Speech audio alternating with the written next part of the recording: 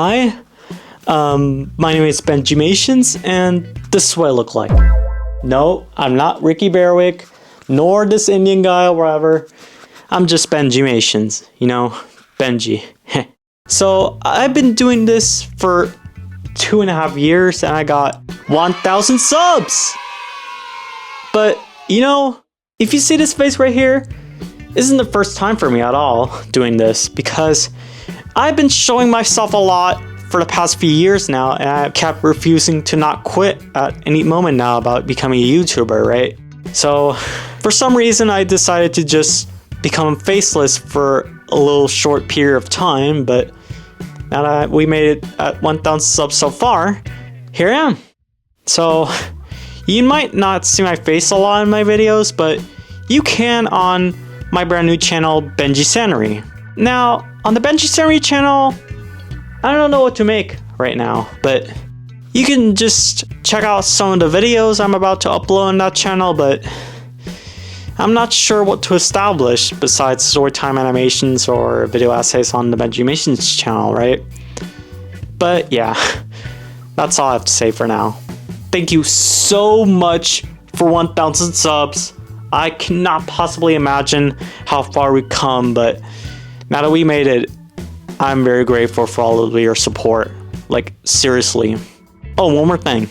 Now that we made 1,000 subs, I thought to myself, why not just put all of my videos in just one single video, which is a full compilation video of this channel. Not just a face reveal video announcement, but now that we're here, let's just enjoy our moments of how far we've come from the very first video to this channel all the way to the last one. So enjoy. In August 2023, my family and I embarked on a summer adventure in Rome, a journey driven primarily by the need to renew our passports at the American Embassy. Despite the official purpose of our visit, we were excited about the prospect of exploring this magnificent city. We did know that our experience would be a mixed experience, mainly due to the fact of the poor apartment that we had to stay for a whole freaking week. Now, let me explain why. It all started when my mom searched a decent apartment on booking.com and decided on what looked like a promising apartment. However, once we entered, it quickly became an apartment that was not up to our expectations in several ways. The first obvious problems was the state of the bathroom. To our dismay, only one tube in the toilet was functional, leaving the others inoperable. Our solution involved using a small pot to manually fill the tank from the bidet, allowing us to flush the toilet as needed. We actually thought that this apartment says that they have an air conditioner, according to booking, but the apartment owner says, "No, we don't have an air conditioner, but we have a ceiling fan here." Speaking of that, this unbearable heat made it almost impossible to sleep well at night until the temperatures slowly went down in the next few hours. But our problems didn't end there. The television in the apartment could not pick up any channels, and the modem refused to cooperate our internet connection. Luckily, my dad was able to fix both the TV and router back to normal. We even tried to contact the apartment's manager for help, but no response. He also didn't reply when we asked if there's the closest grocery stores in the zone to find some food, water, soap, shampoo, and other necessary stuff related to the grocery stores. The only assistance that we received from the owner's apartment was the Netflix login password, leaving us to take care of ourselves in most other respects. So, moral of the story, our experience in Rome was fantastic. While the city itself has left an indelible mark in our hearts and its undeniable beauty and historical significance, our accommodation has left to be desired. It was clear that the owner of the apartment lacked professionalism and responsibility, as evidenced by the apathetic attitude towards the concerns of all the booking customers. It was a disappointing chapter in an otherwise unforgettable journey. Did you enjoy my first Storytime animation? If you did, I'm thinking about creating more of these. Here's a question for you. Have you experienced a similar situation? Feel free to share your story in the comments.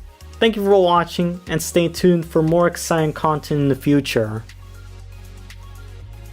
During my time as a high school student, my daily routine involved taking the minibus to school. But in these school days, there are a few things that didn't really enjoy my satisfaction. Like for example, my mom always says, "Benji, the bus is here, it's time to go." But Mom, no buts, just go. And so I had no choice but to go to school every single weekdays, without even thinking what would happen later. By the way, the minibus design seemed decent and comfortable, especially with the spectacular views from the bus itself. However, a girl with the autism spectrum disorder randomly appears. By the way, I have autism too. Her name was Rita, who disrupted my peace throughout my high school years, and Alessandra, on the other hand, also contributed to my discomfort. And one of them said to me, "Benji, do you think Samantha is angry at me?" "No, Rita. She's angry at someone else, not you." And Alessandra, "Benji, I love you so much. Please be my boyfriend." Well, you're too young to get a relationship like this. And then they asked me the same questions non-stop over and over again every weekdays. Now, to prepare for an oral and written tests, I get disrupted because of these loudy people which became a source of constant frustration. I understand that Rita and Alessandra had autism like me, but the distractions were overwhelming. The bus was often filled with noise, and there was a student named Willie who, despite being 17, had a child's voice. And unfortunately, Willie had a habit of mistreating others. Like for example, he treats his father very badly. "You! I can't take it anymore! I hate you so much, Dad!" "But Willie, I didn't do it." "No, I don't care! Get out!" And he treats his friends very badly as well. No, I don't know what to do. I don't care or anything. I don't... Alexander, I'm talking on the phone.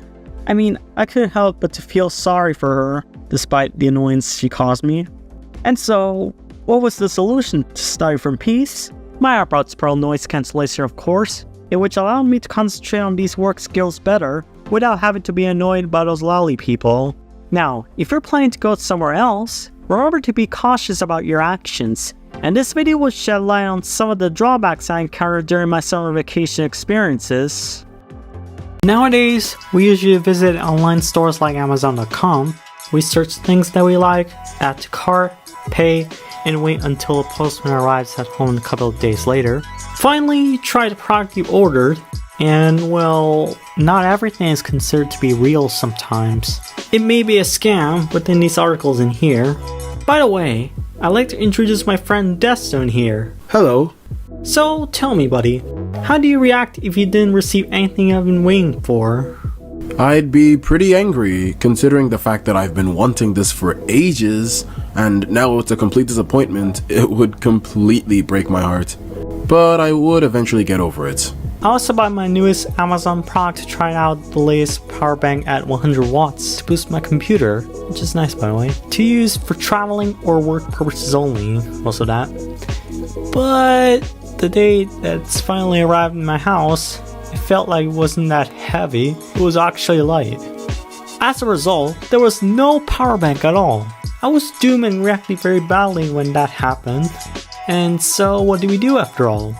I called my father for help, and the case was thankfully solved during that refund. Also, if you order anything online just like I did earlier, you need to keep in mind about something necessary.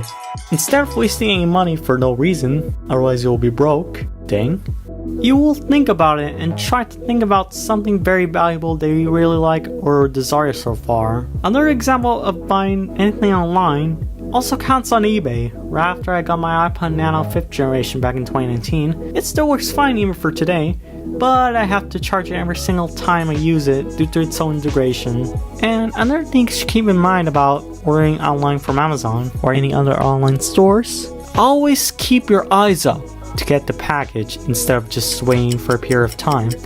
Otherwise, the postman just leaves the package without ringing and your dog will end up in a disaster. This is the actual picture that just happened of the university book, which I'm studying right now by the way. Also, did you tell your parents about the same situation I did? Kinda? One time, my friend told me about a website where you can get stuff for really cheap. Kinda like Wish. I checked it out, and they had electric scooters for half the price they sell in stores. My friend said he was gonna order a few and sell them. I've wanted an electric scooter for a while, but I didn't trust that website. I told my dad, and he said we should give it a try. So I ordered one. It said it would come in 2 weeks, but it never did. I wasn't able to track it either. Yep, I got scammed. My dad wasn't too upset, cause we didn't lose that much money. I eventually got an electric scooter from a store. Moral of the story, online shopping sucks. Except Amazon.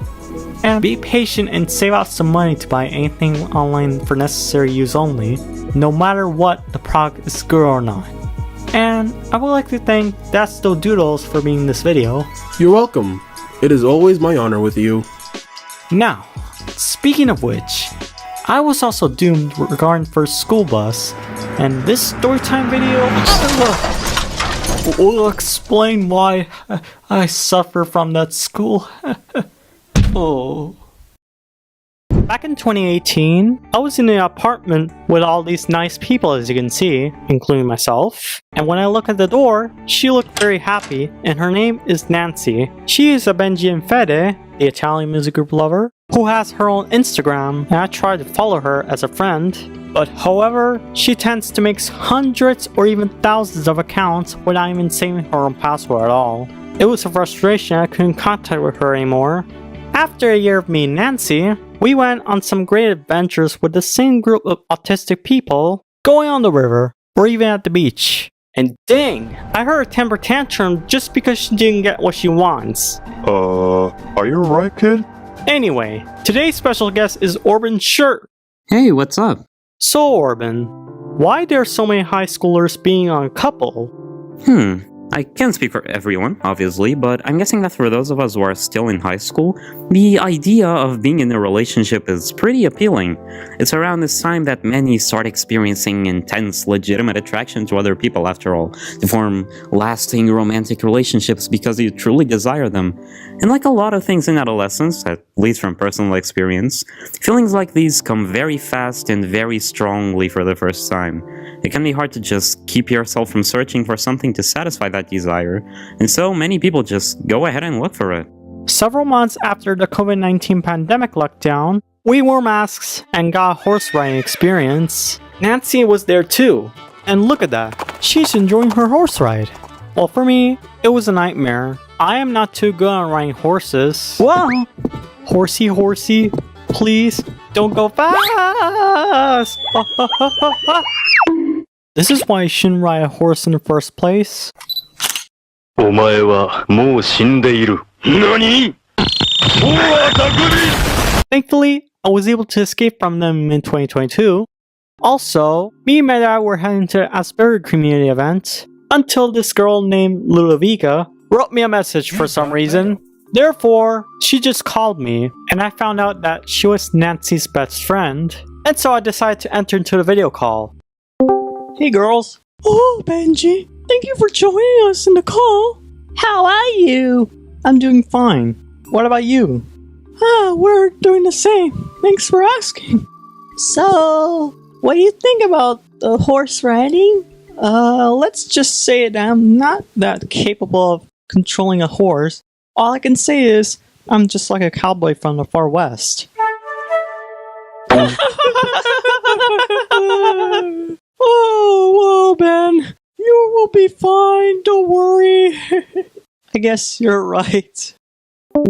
Then a couple of minutes later, she wrote me a message and wanted me to become her boyfriend after 2 hours of knowing each other. I didn't respond yes or no because I didn't know what to do. Then my mom checked the characteristics about Ludo and found out that she's not the girl that I'm gonna get involved with. And to be honest, I'm glad I wasn't her boyfriend.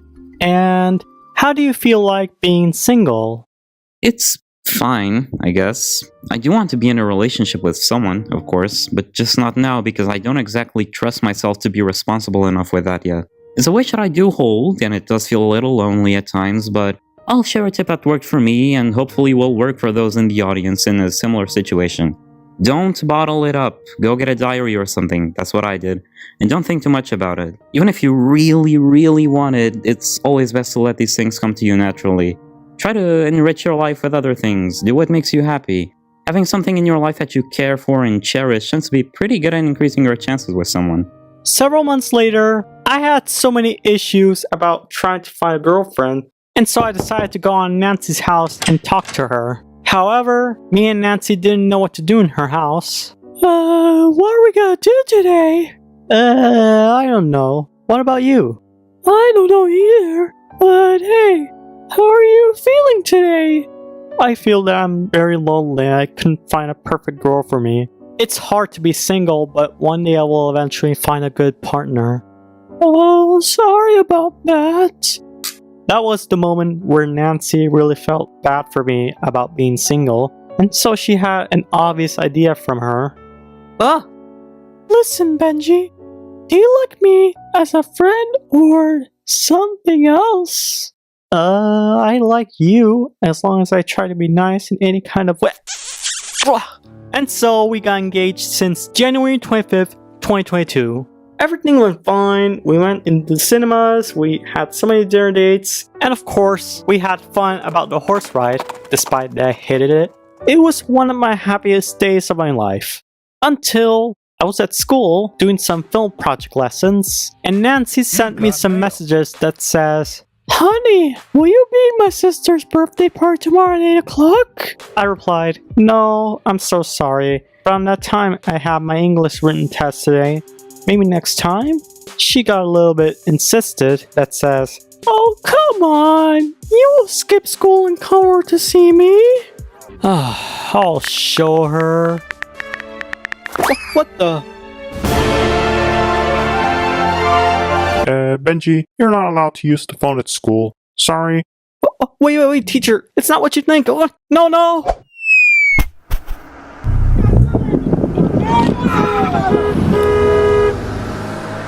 And you're also suspended for being so distracted. What? I then asked her on a phone call to get some pizza together, and she said yes. The next day, I was waiting for the bus to arrive, and when I heard a notification from my smartphone, she sent me this message. "Honey, listen, I have to get up early tomorrow and I couldn't do it other minds. I'll see you in a few more days. I'm so sorry." I was going to respond her message about that, and when the bus arrived, I didn't respond her in time. Then Nancy tried to call me multiple times. She was crazy. I didn't even notice her latest messages since I have the Do Not Disturb mode on my iPhone. Well. You don't want to respond me on WhatsApp or Instagram or whatever. Why? Why did you not respond me? That's because I was busy with some school stuff and had my phone muted for some reason. And the fact that I couldn't respond you on time, well, that's because I had to deal with the teachers and do some homework at the same time. Well, in any case, do you want to break up with me? If you want to, then do it, because it read without even a reply.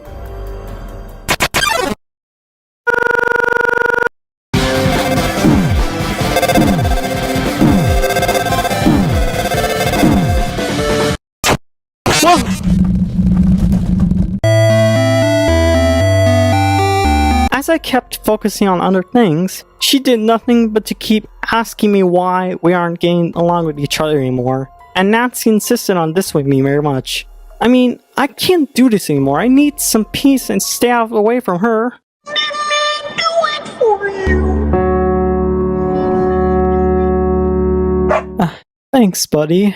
I felt very peaceful from her Instagram or WhatsApp DMs. And of course, I continued studying for high school homework. 5 minutes later, she found out that I blocked her and even felt bad about that as well.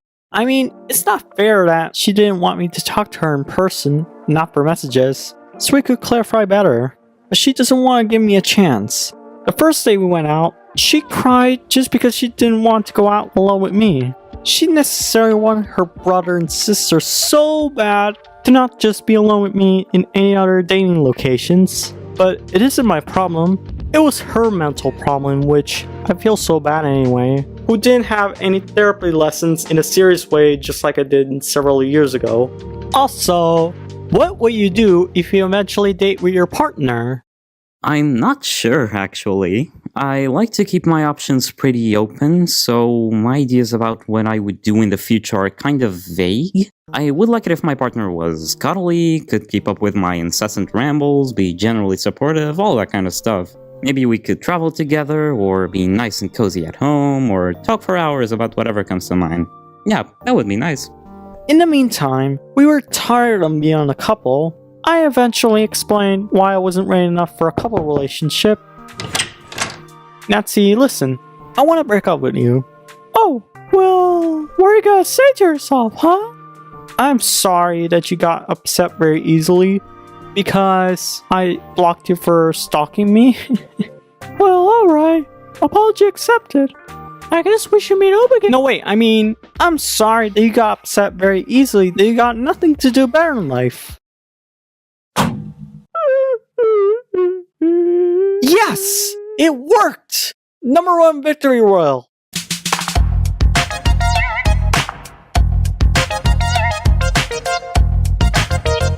Moral of the story, stay single, at least for now, and don't get a partner if you're struggling to not be single again. Just don't force it to yourself to date with her.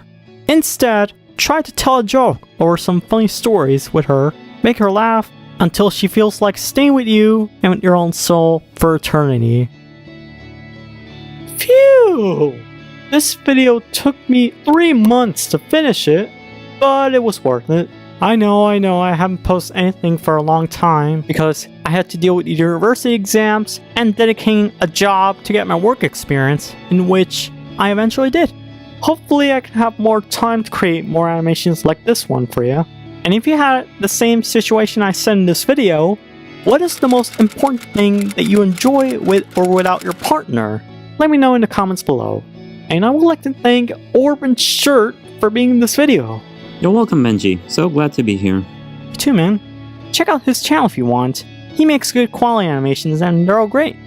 By the way, if you're trying to get a thing you really like, you need to be aware that the internet is full of scams and legitimate things. And here, in this box, there ain't no products in there. Which is why I made a video about how I got scammed from Amazon just because I ordered a power bank, which result nothing at all. Oh, MrBeast's new video's here. Hey guys, MrBeast here, and I have something to say. Huh? What happened? You see, this video isn't about Ava Chris Tyson. This video is about me. I mean, I faked all of my videos, as you can see on this channel. What do you mean by that? The timers I edited and most buildings, as you can see, aren't real. The actual location doesn't have all these buildings, as you can see from this video. Especially with this train crash video I just made several months ago, which unfortunately, it wasn't a real train. It was actually made with CGI. As well as my other videos I have made were also made with CGI. Even though one of my employees tried their best to delete hate comments against me, they were right. Huh, I guess that makes sense. And by the way, this response video I'm making right now is not only for you, but also for DocPack404 since he made 3 exposing videos out of me. Now, to be honest, I felt really guilty about what I have done for online gambling, illegal lotteries to children that are my audience who are watching right now, and especially torturing my former member or comedian, Jake. What?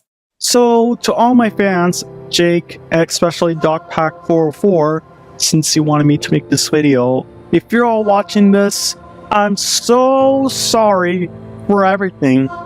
Especially my ex too. Oh my. He's in serious help. It looks like he deserves to go to jail. Psych! Did you really think I could apologize about what I have done for everything? Well, guess what? No. I will dominate the YouTube empire and obey everyone, the entire world. No! No! How could you do this, Jimmy? I thought you were better than this. What am I gonna do now? Huh. Why is my computer acting so weird right now?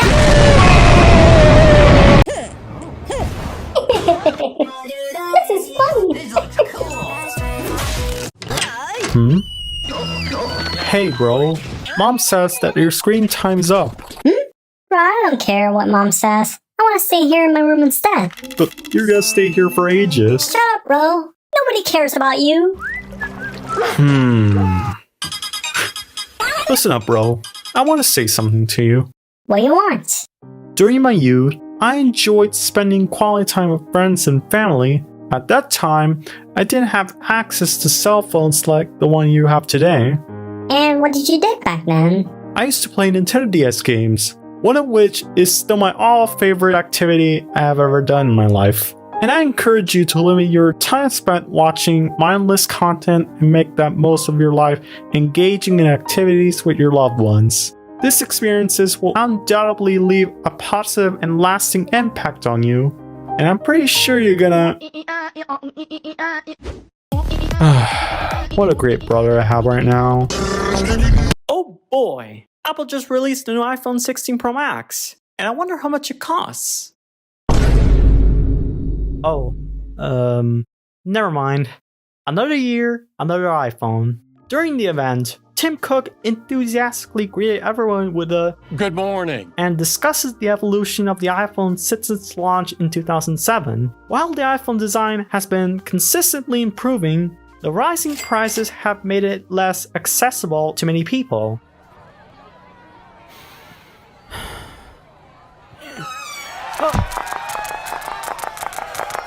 No, I want an iPhone. No, the iPhone's mine. Please, give us, please. I want the iPhone so much. Please, I want an iPhone so bad. Get out of the way, buddy. Why did I choose this job in the first place?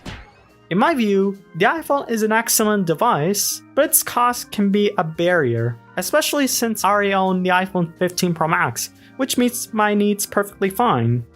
The new iPhone 16 Pro features a new camera control button for capturing high-quality photos and a zoom controller for precise control. With its advanced 48-megapixel camera and cutting-edge technology, the new iPhone offers exceptional photography capabilities. Siri, Apple's intelligent assistant, is now equipped with Apple Intelligence, providing advanced features such as note-taking and precision grammar correction. Apple Intelligence will do everything faster than ever before, which it sets apart from a rubber one. In my opinion, the new iPhone 16 Pro hasn't changed much in terms of design, apart from the new button. However, the improved battery life is definitely an advantage. I recommend waiting to upgrade to the smartphone until you are ready, especially considering its high price tag of $1599. But honestly, it's really expensive, but also worth it. Anyway, I just want to remind everyone in the European Union about the release of Apple Intelligence. Unfortunately, due to the Digital Market Act, EU residents, including myself, won't be able to access Apple Intelligence yet. But if you're so curious to eager to try it out, you can tweak your iPhone's region settings to the USA and give it a go.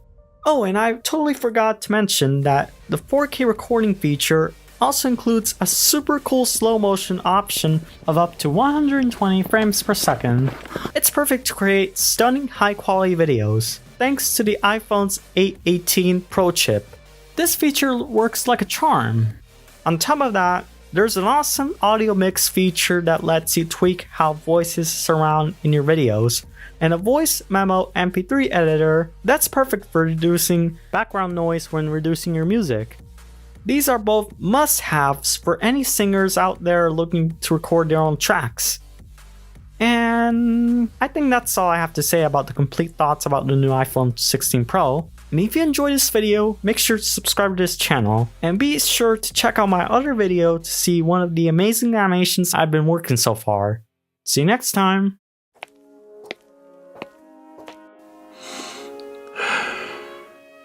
Oh well, my beloved mommy just had a great time with being our fellow queen. I'm gonna have to write a thing for that for my mama.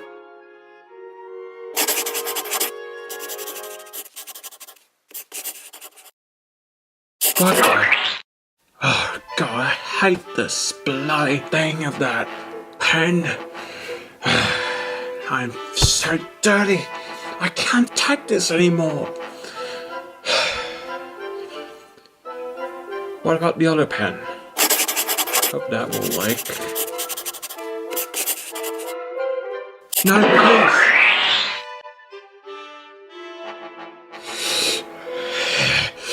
Hey ChatGPT, is there a way to become a millionaire? Well, yes, there is a way to become a millionaire. Cool! Tell me how! Sure, give me a sec. Step 1. Write everything you see right now. Final step. Go ahead and click here to get your prize. Yay! Congratulations! Your prize will be received soon. Woo! Yeah!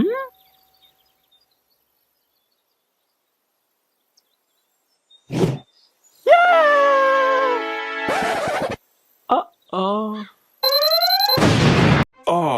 Now that today is election day, I am so excited to know if I will be re-elected for another 4 years of presidency, which is me. Nothing can ruin this day. I think you don't. Mike Pence? This is gonna be a joke, right? Well, Kamala Harris just won, so...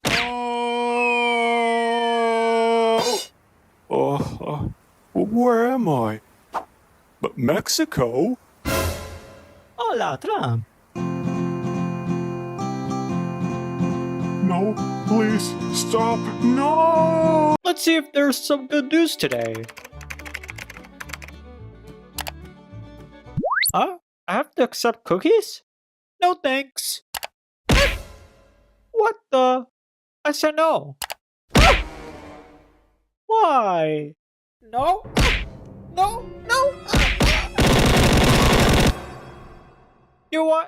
Let's just shut down the computer. Much better. You gotta be kidding me! Here I am with me and my father, who wished me a good luck on the first day of my job. Right after I entered into the store, one of their staff showed me about the whole store and the work system to get started.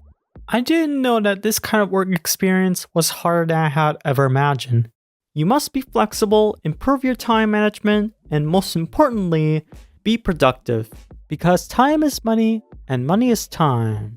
The colleagues were nice, except my boss, obviously, because you will get paid to make your boss proud whenever you do your job. And you may be wondering, Benj, what type of job did you do? Well, my fellow viewers, I work at Decathlon. Decathlon? What is that? Decathlon is a sports and clothing store that organized in France back in the 1970s to promote biking, trekking, fitness, fishing, horse riding, basketball, football, and mountain stuff like camping, for example. I even had to do some security tests on their home computer to ensure I was applied enough to get the experience. But the harsh reality is, it isn't what you think, because you are here to make money. It crushed my soul to get things done faster. A lot of customers ask these heavy questions like, "Excuse me, where's the fitness shorts?" Or, "Where are the protein bars?" Or, "Where's the dressing rooms?" And so many questions non-stop over and over again. If you want to be so good at Decathlon in any other job, try to pretend that everything is fine, it's alright, although it can be hard at first, but you'll eventually win. Now, just because you are in a harsh situation and you want to get out of there so badly as possible, doesn't mean that you have to give up. Think about high school, for example. When you finish your homework and pass this test, you will get an A+. But if you're in a job and being so confident with customers by selling their own products to them, you will get loads of monthly money.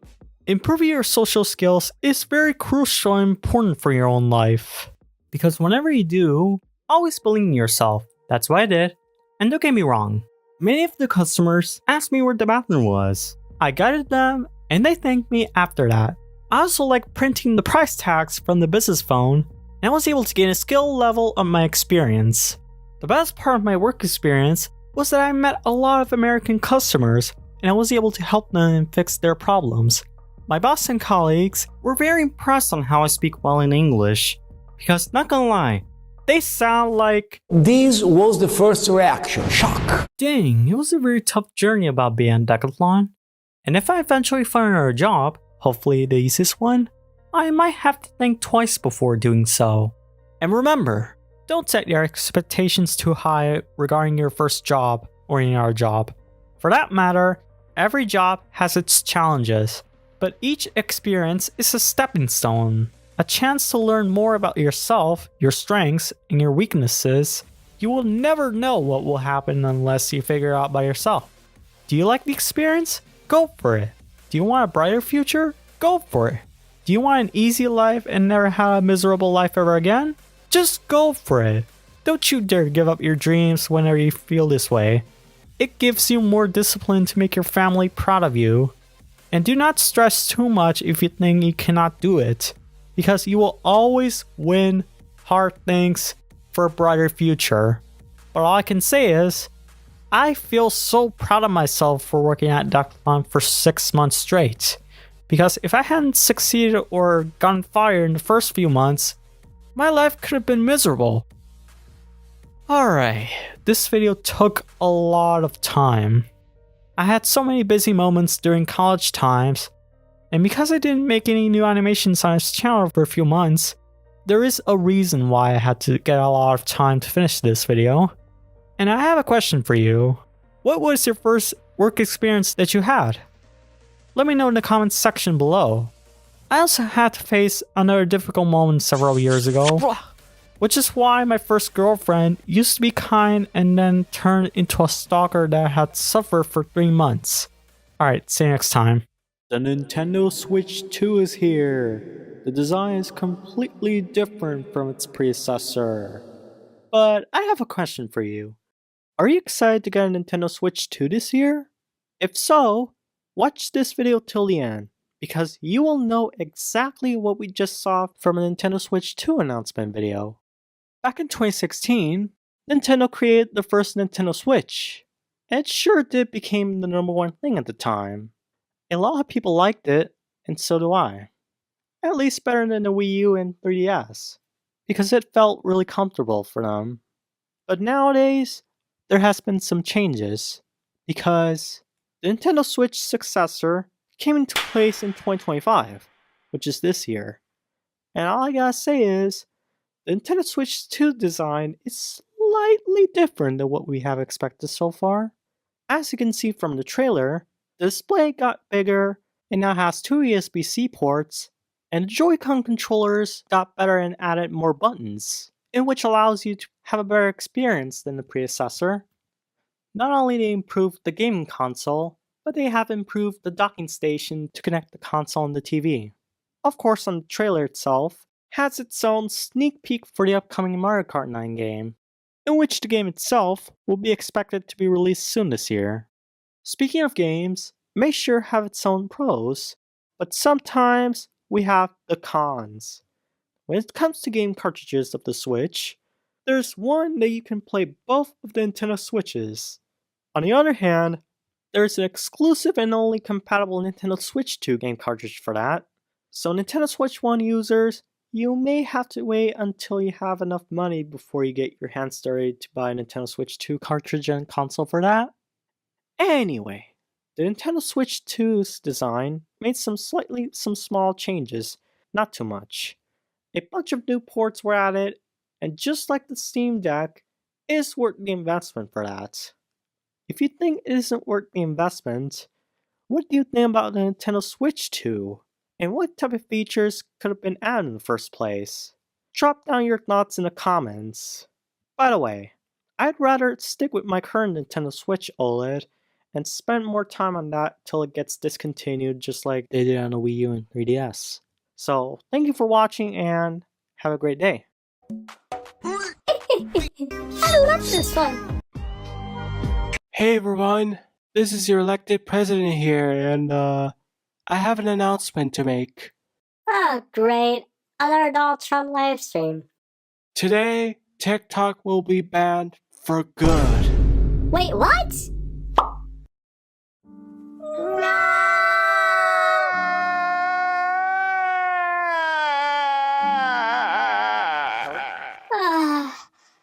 A day after TikTok not being the same anymore. Let's see what's on YouTube. Hey everyone, TikTok is back. Yes, you heard me right. TikTok is back. It was just a temporary ban for about 14 hours or so. And I guess that Donald Trump changed our minds, and yeah, I can see from the screen it says that everything here is back. So I guess we should use TikTok again. So TikTok was only banned for 14 hours? Bro, what the fuck? It's a beautiful day, you're heading to school, and you start explaining everything you know in front of your teacher. And she may be wondering, how do you speak so well in English? Well, let me explain. It all started when I was born. I knew nothing about the language until I heard multiple English words from my mother. When it comes to learning English, I had a strong habit of learning more about the language.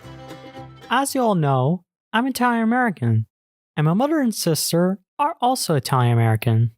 My father, on the other hand, is only Italian, nothing else to say. Ever since I was born, I have heard multiple English words from my mother herself, where she used to live and graduate high school in the United States. Despite living in Italy, I was able to speak and write well at perfect level. I also discovered that the language I knew for the first time was like yes, no, thanks, bye, good, bad, night, day, morning, and of course, mommy. Speaking of mommy, she has taught me a lot of things for my entire life. I mean, every single mother teaches their siblings for a brighter future, right? But in my case, I was taught by simply communicating with each other in English, like trying to go to a bathroom, asking her some help, and of course, I'm hungry! Whoa, son, what's going on? You know what? I love myself. Even though I look like a burnt chicken nugget, I still love myself. Every day we practice quite well, but what about reading and writing? Well, it all started when my mother gave me a kid's book, and I tried reading these books pretty well. I simply read them in English to better understand the literacy that I want to write. Speaking of writing, I wrote a letter to Santa Claus like I want a super toy for Christmas. It was a really fun journey at the time. I also watch a lot of VHS movies. Most of them are from Sesame Street with Elmo's World's episodes. I loved Elmo so much. Not only was great, but the original language of that tape truly understands where I know the phrases by heart. Years passed by, and I started going to school more often lately, and when the teacher asked to do these favorable activities, I enjoyed learning more about the language, the present perfect, grammar correction, adjectives, and so many new words I have never been or understood in my life. However, most of my classmates don't want to learn or understand English. It felt like I was lonely, whether trying to improve or trying to help each other by being better in English. Even if I tried to help and solve their homework and so many other problems for them, I was too shy to offer any help because I hadn't developed much in the way of social skills yet. The teachers instructed us to focus on our English grammar test. The harsh reality is that it feels like incredibly limiting that I am pressured to write exclusively in British English. I mean, if you know American English and you live outside the US, have you ever noticed that 90% of the world only use British and 10% use American? Well, I had to deal with the same thing till I have finished high school. The system applies to elementary, middle, and high school to use only the British language over and over again. I worked hard on the class test, as did others, and we eventually submitted it to a teacher after an hour. The following week, she returned our test, and I received an average grade of A or B+. Meanwhile, one of my classmates received an F. That's because, based on their skills, they're not good enough of speaking English. In which in this case, the classmates said to the teacher, But why an F? That's because your grammar isn't good enough, young man. I understand, ma'am. Don't worry, my friend. I'm pretty sure you'll improve next time. Thanks, buddy. As time goes on, I have gotten more advanced of a writing and reading level more often. Another way that I have learned English is that I went to New York just to get a B1 intermediate certificate to prove that I speak and write well.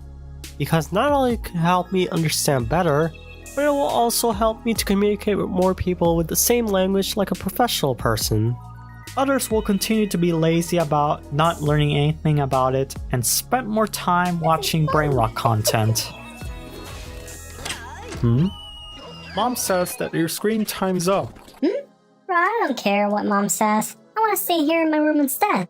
Speaking of content, the internet is an incredible gateway to mastering a new language. Ehi ciao, questo è il mio paese. Guardate questo qua. Hey, hello. This is my country. Look at this. No.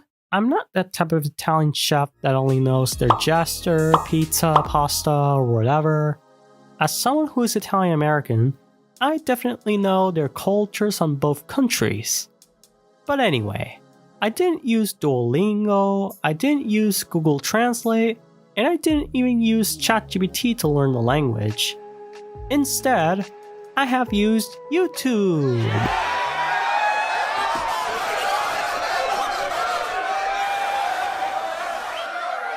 Thank you. I've been experiencing learning a new language by watching multiple English-speaking content creators like Playwork124, Haminations, Marcus Brownlee, and much, much more. These YouTube entertainers help me understand more than the other types of learning skills. Not only entertainment videos, but also educational ones. Whether it is life skills that weren't taught in schools, how to improve YouTube videos, yada yada. As an adult, I've had the wonderful opportunity to meet new friends this year, particularly through YouTube. Yes, I'm talking to you in this video right now. I've connected with many students from different countries, and I'm often impressed by their fluency in English. This experience has inspired me to continue learning and growing. Not only am I getting used to it, but I've also been dedicating myself to personal development, absorbing knowledge and skills that will pave the way for a brighter future. Navigating the ups and downs of this journey has taught me valuable lessons regardless of the challenges I encounter. But you must believe in yourself to learn a good language that fits you well.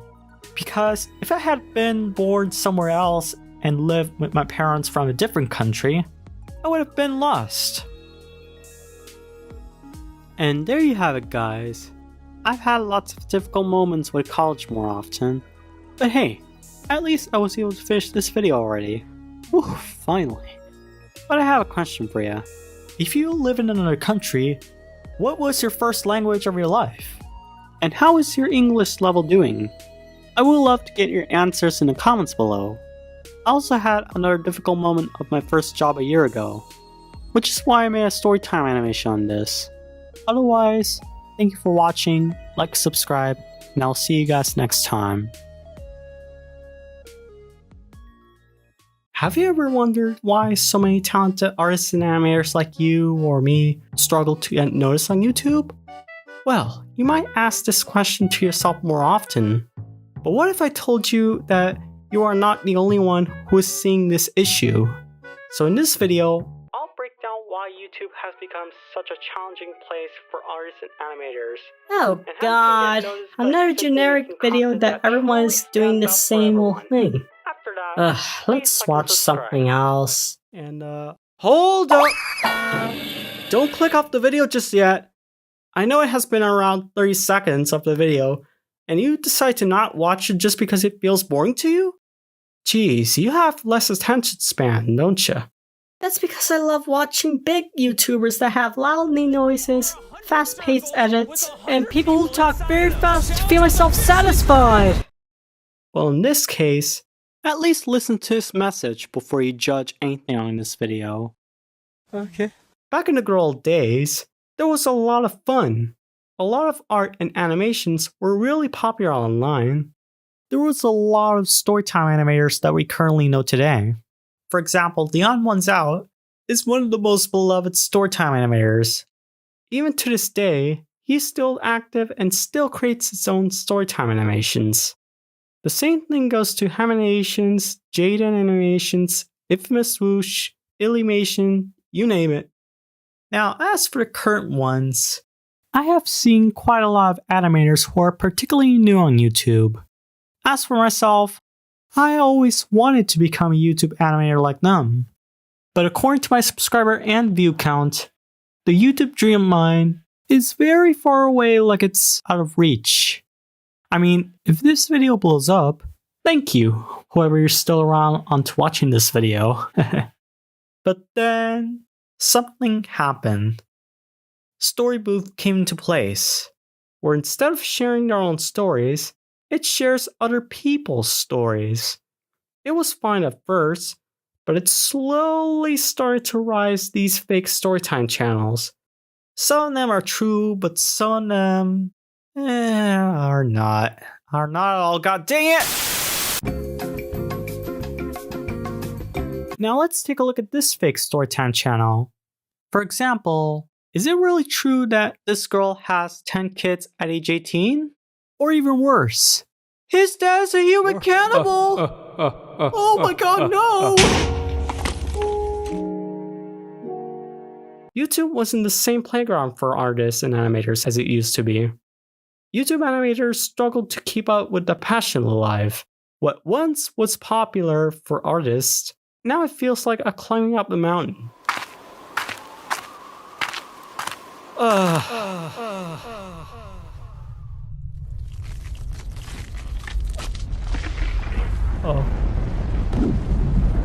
Oh my god.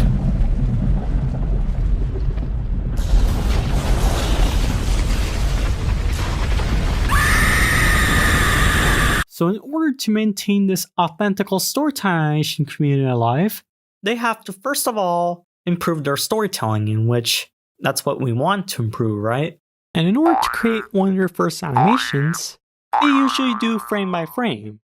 And in my case, I use the bone layer method, in which allows me to save more time than frame by frame.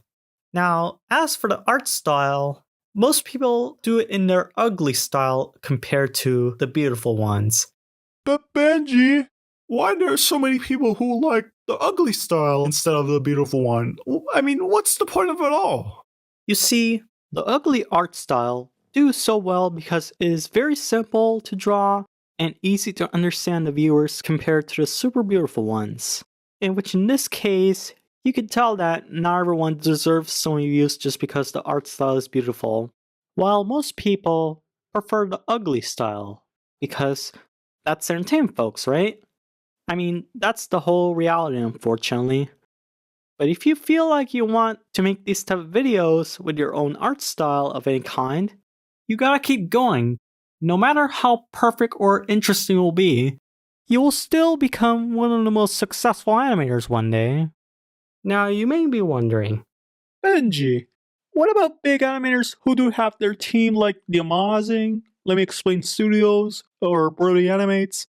I mean, how do they keep their passion and workflow alive? interesting question, my friend. Most successful animators have a team to help them. Instead of one person doing everything from scripting, drawing, editing, and uploading by them, they divide the workload.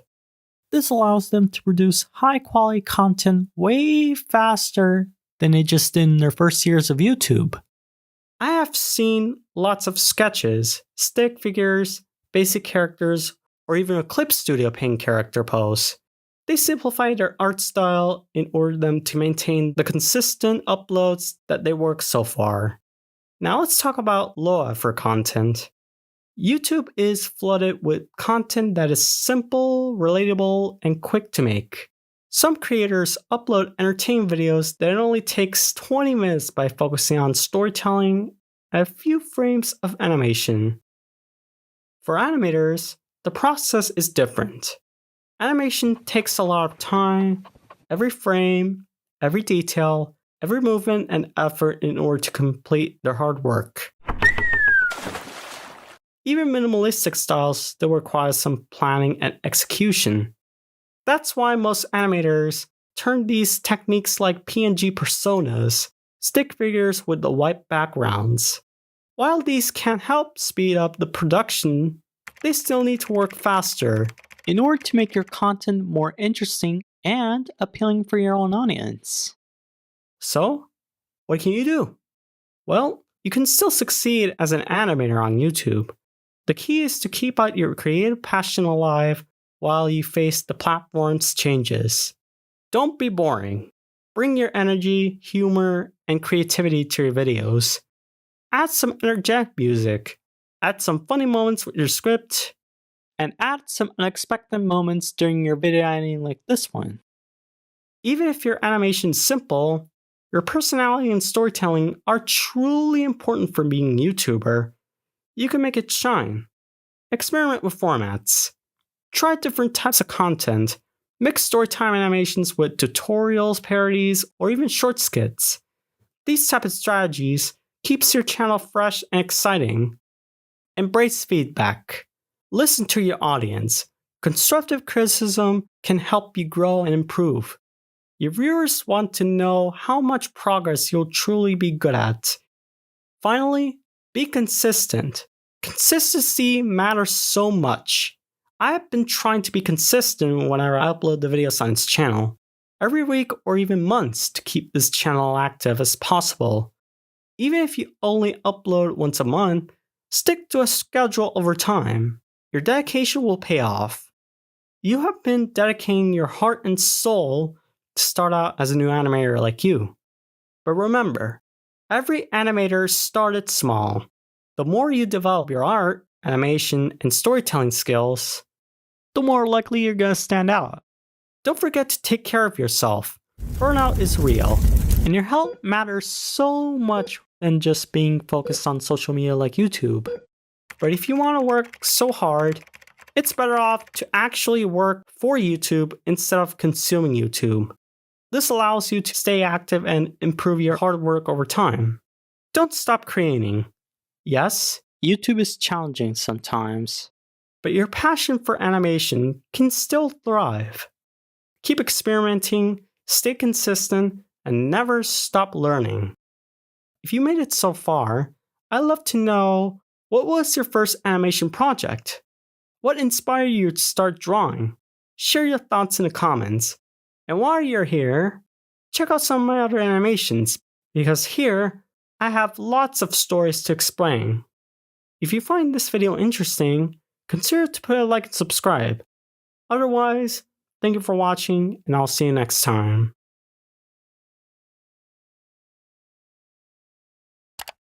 Oh cool, you clicked me. So, I guess I should introduce myself. Hi, my name is Benji. Benjymations. I know it's an odd name, but let's just say that I felt inspired by these big Storytime animators out there. In this channel, I like to share my own stories, but I also like to make some of these video essays about what is going on right now. But however, the last video essay I made on this channel was this video, the reality of being a YouTube animator. Have you ever wondered why so many talented artists and animators like you or me struggle to get noticed on YouTube? Well, you might ask this question to yourself more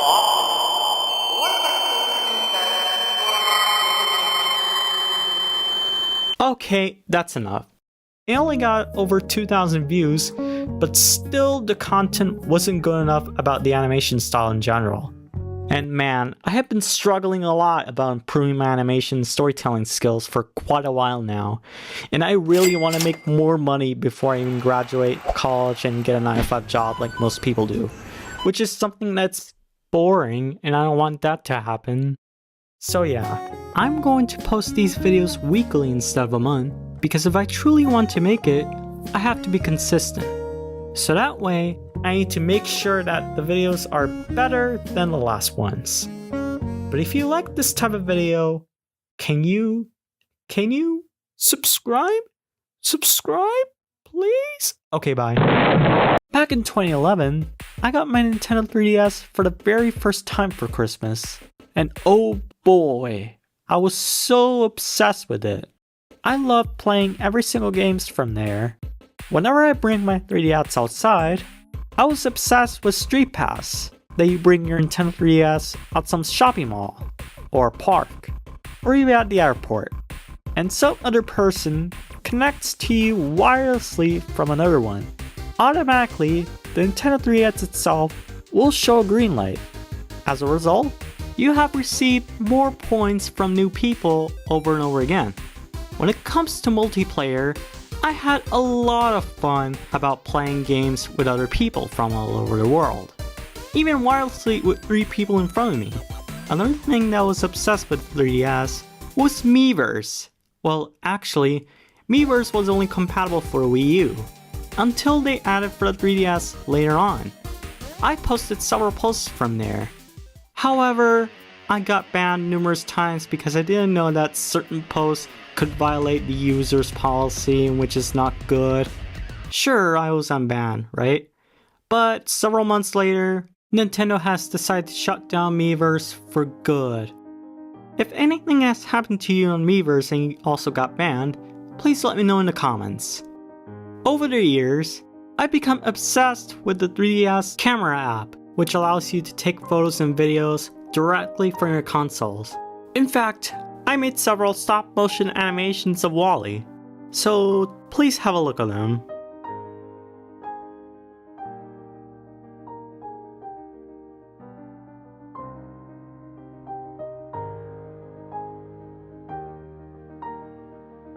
Did you like it? I was a little kid, but still. Among other things, my family and I went to a McDonald's restaurant with my 3DS.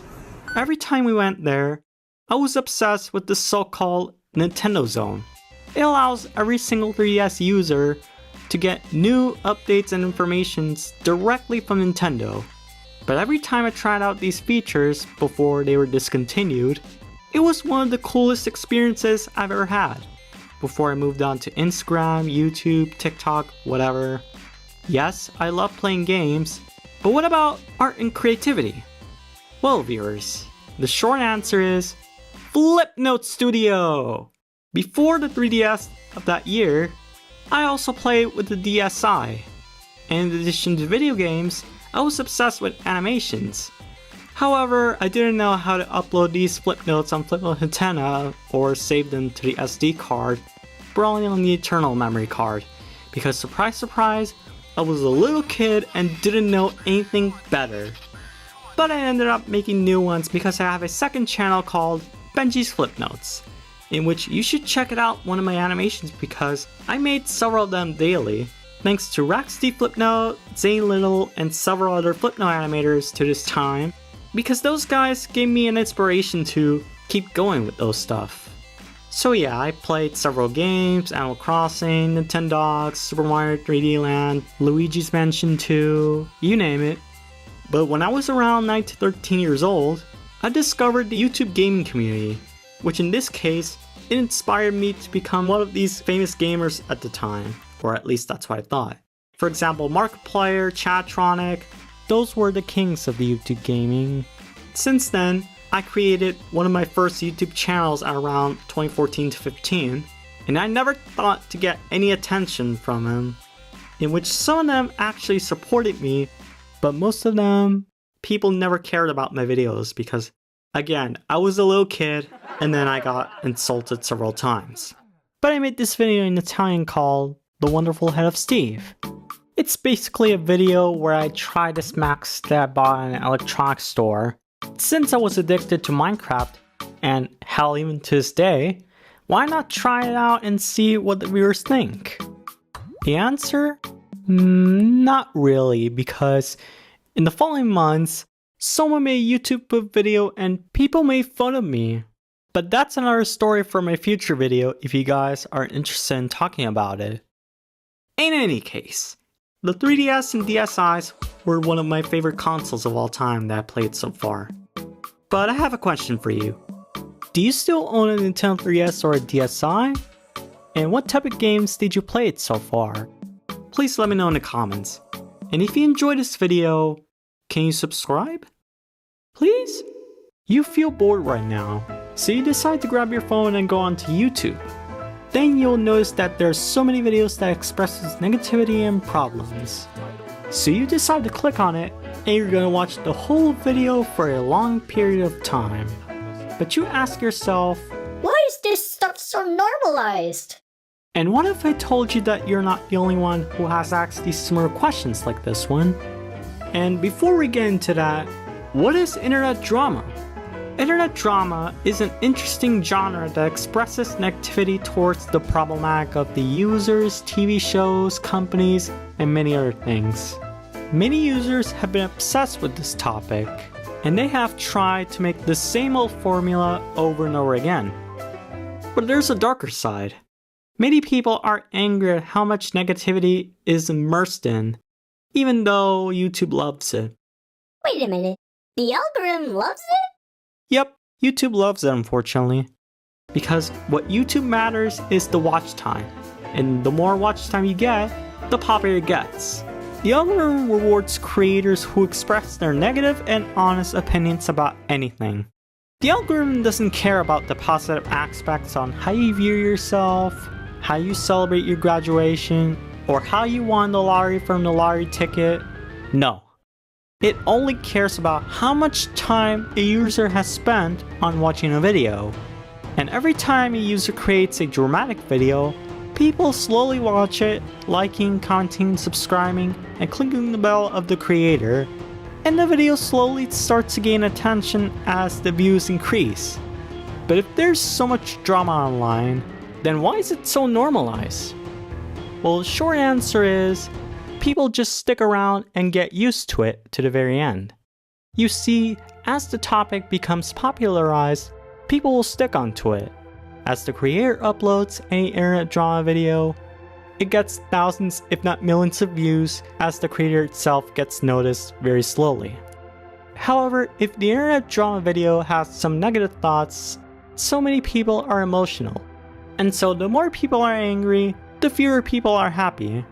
So yes, online drama is designed to make people angry, not just on YouTube, but also on other social medias, news, gambling losses, and the loss of a loved one. I know it's hard to accept this reality, but you have to realize that you're not alone in this. I was there too. However, I have a solution for you. If you want to avoid your anger, negativity that gives you, it's better if you remove from your watch history, or even better, unsubscribe from these YouTube channels that contain a lot of negativity. But please, I mean please, subscribe to the positive YouTube genres like comedy, video games, funny compilation, animation parodies, you name it. Remember, if you feel like you don't like watching these type of online dramas anymore, it's better to take a break and touch some grass. It'll allow you to live a life that most people wouldn't get to live. I know it's hard to get off the internet, but it's good that you need to take a break, because taking breaks allows you to calm down and feel better as time goes on. Also, whenever you do, please focus on practicing some mindfulness, because whenever you feel stressed, angry, hopeless, anxious, or even terrified, mindfulness helps you prevent from getting angry or stressed over these internet drama videos. And while you're at it, I have some questions for you. What type of internet drama did you watch? And what is your least favorite topic that you want to talk about it? Please let me know your thoughts in the comments below. And if you like this video, can you subscribe? If you're aware about VidIQ, you've used every single tool that you'll make your next video a big win. Until you realize that the description, title rating system, and the generate feature that will cause a lot of confusion, your next video will not perform well. But why? Well, that's because VidIQ turns out to be a bad tool that most small content creators, including myself, are using it. And when I watched Cut Cafe's video about why you shouldn't use VidIQ, I have made a decision to ditch VidIQ for good. And I was like, you know what? I'm done with VidIQ. Frick this! Oh my god! What is VidIQ? VidIQ is a YouTube SEO optimization tool in which allows you to help your YouTube channel to grow and becoming the so-called next MrBeast. Because, not gonna lie, I have used VidIQ since the beginning of this channel. Basically focusing on the tags to boost any video performance of mine onto mastering SEO. Whenever I use VidIQ's tools such as the title and thumbnail critiques, it never worked out for me. So without further ado, let me explain the reasons why I decided to stop using VidIQ. Reason number 1, AI inaccuracy. When it comes to AI inaccuracy, it definitely shows in the title rating system that it's telling you if it's good or bad. And no matter what type of video topic you make, the AI tool will confuse everything, and the video that you worked so hard and added some AI stuff in it will not perform well. This one made me upset because the same thing goes for the title description generator. I'll show you an example of what I mean. Did you get confused on what the AI wrote? You did? You did? Huh? Good. Well, another AI feature that's considered to be inaccurate besides the title, description, and script is the AI thumbnail generator feature. Let's say that your current thumbnail that you worked so hard is bad. And if you wanted to make it better, you could use VidIQ's thumbnail generator as a whole. Well, guess what? It generated way worse than you think. Not only did the thumbnails generate so badly, but also the AI generated script. In fact, most of the AI generated scripts that you see are mostly confusing, misleading, and not being able to understand what the video is all about anymore. Reason number 2, misleading advices. When they do give people some advice, they'll tell you the same old formula. Develop your idea, create a super clickable title and thumbnail, nail the hook and the intro, keep it up at rhythmic pace, add some interesting storytelling, make sure that your video editing is perfect. However, most of these YouTube advice videos only apply for one thing: the podcast niche.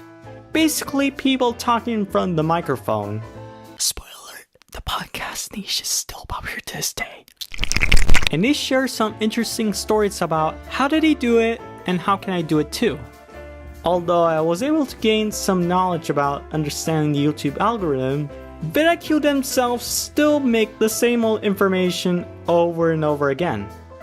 But have you asked yourself, why do these YouTube gurus share the same information about how to make YouTube videos? The answer is simple. They want to sell you something! Money, money, money! Just take your money and spend it all you want! Well, my friends, all you need to do is to know how to make videos all by yourself, without any tutorials and without anything else telling you from the internet.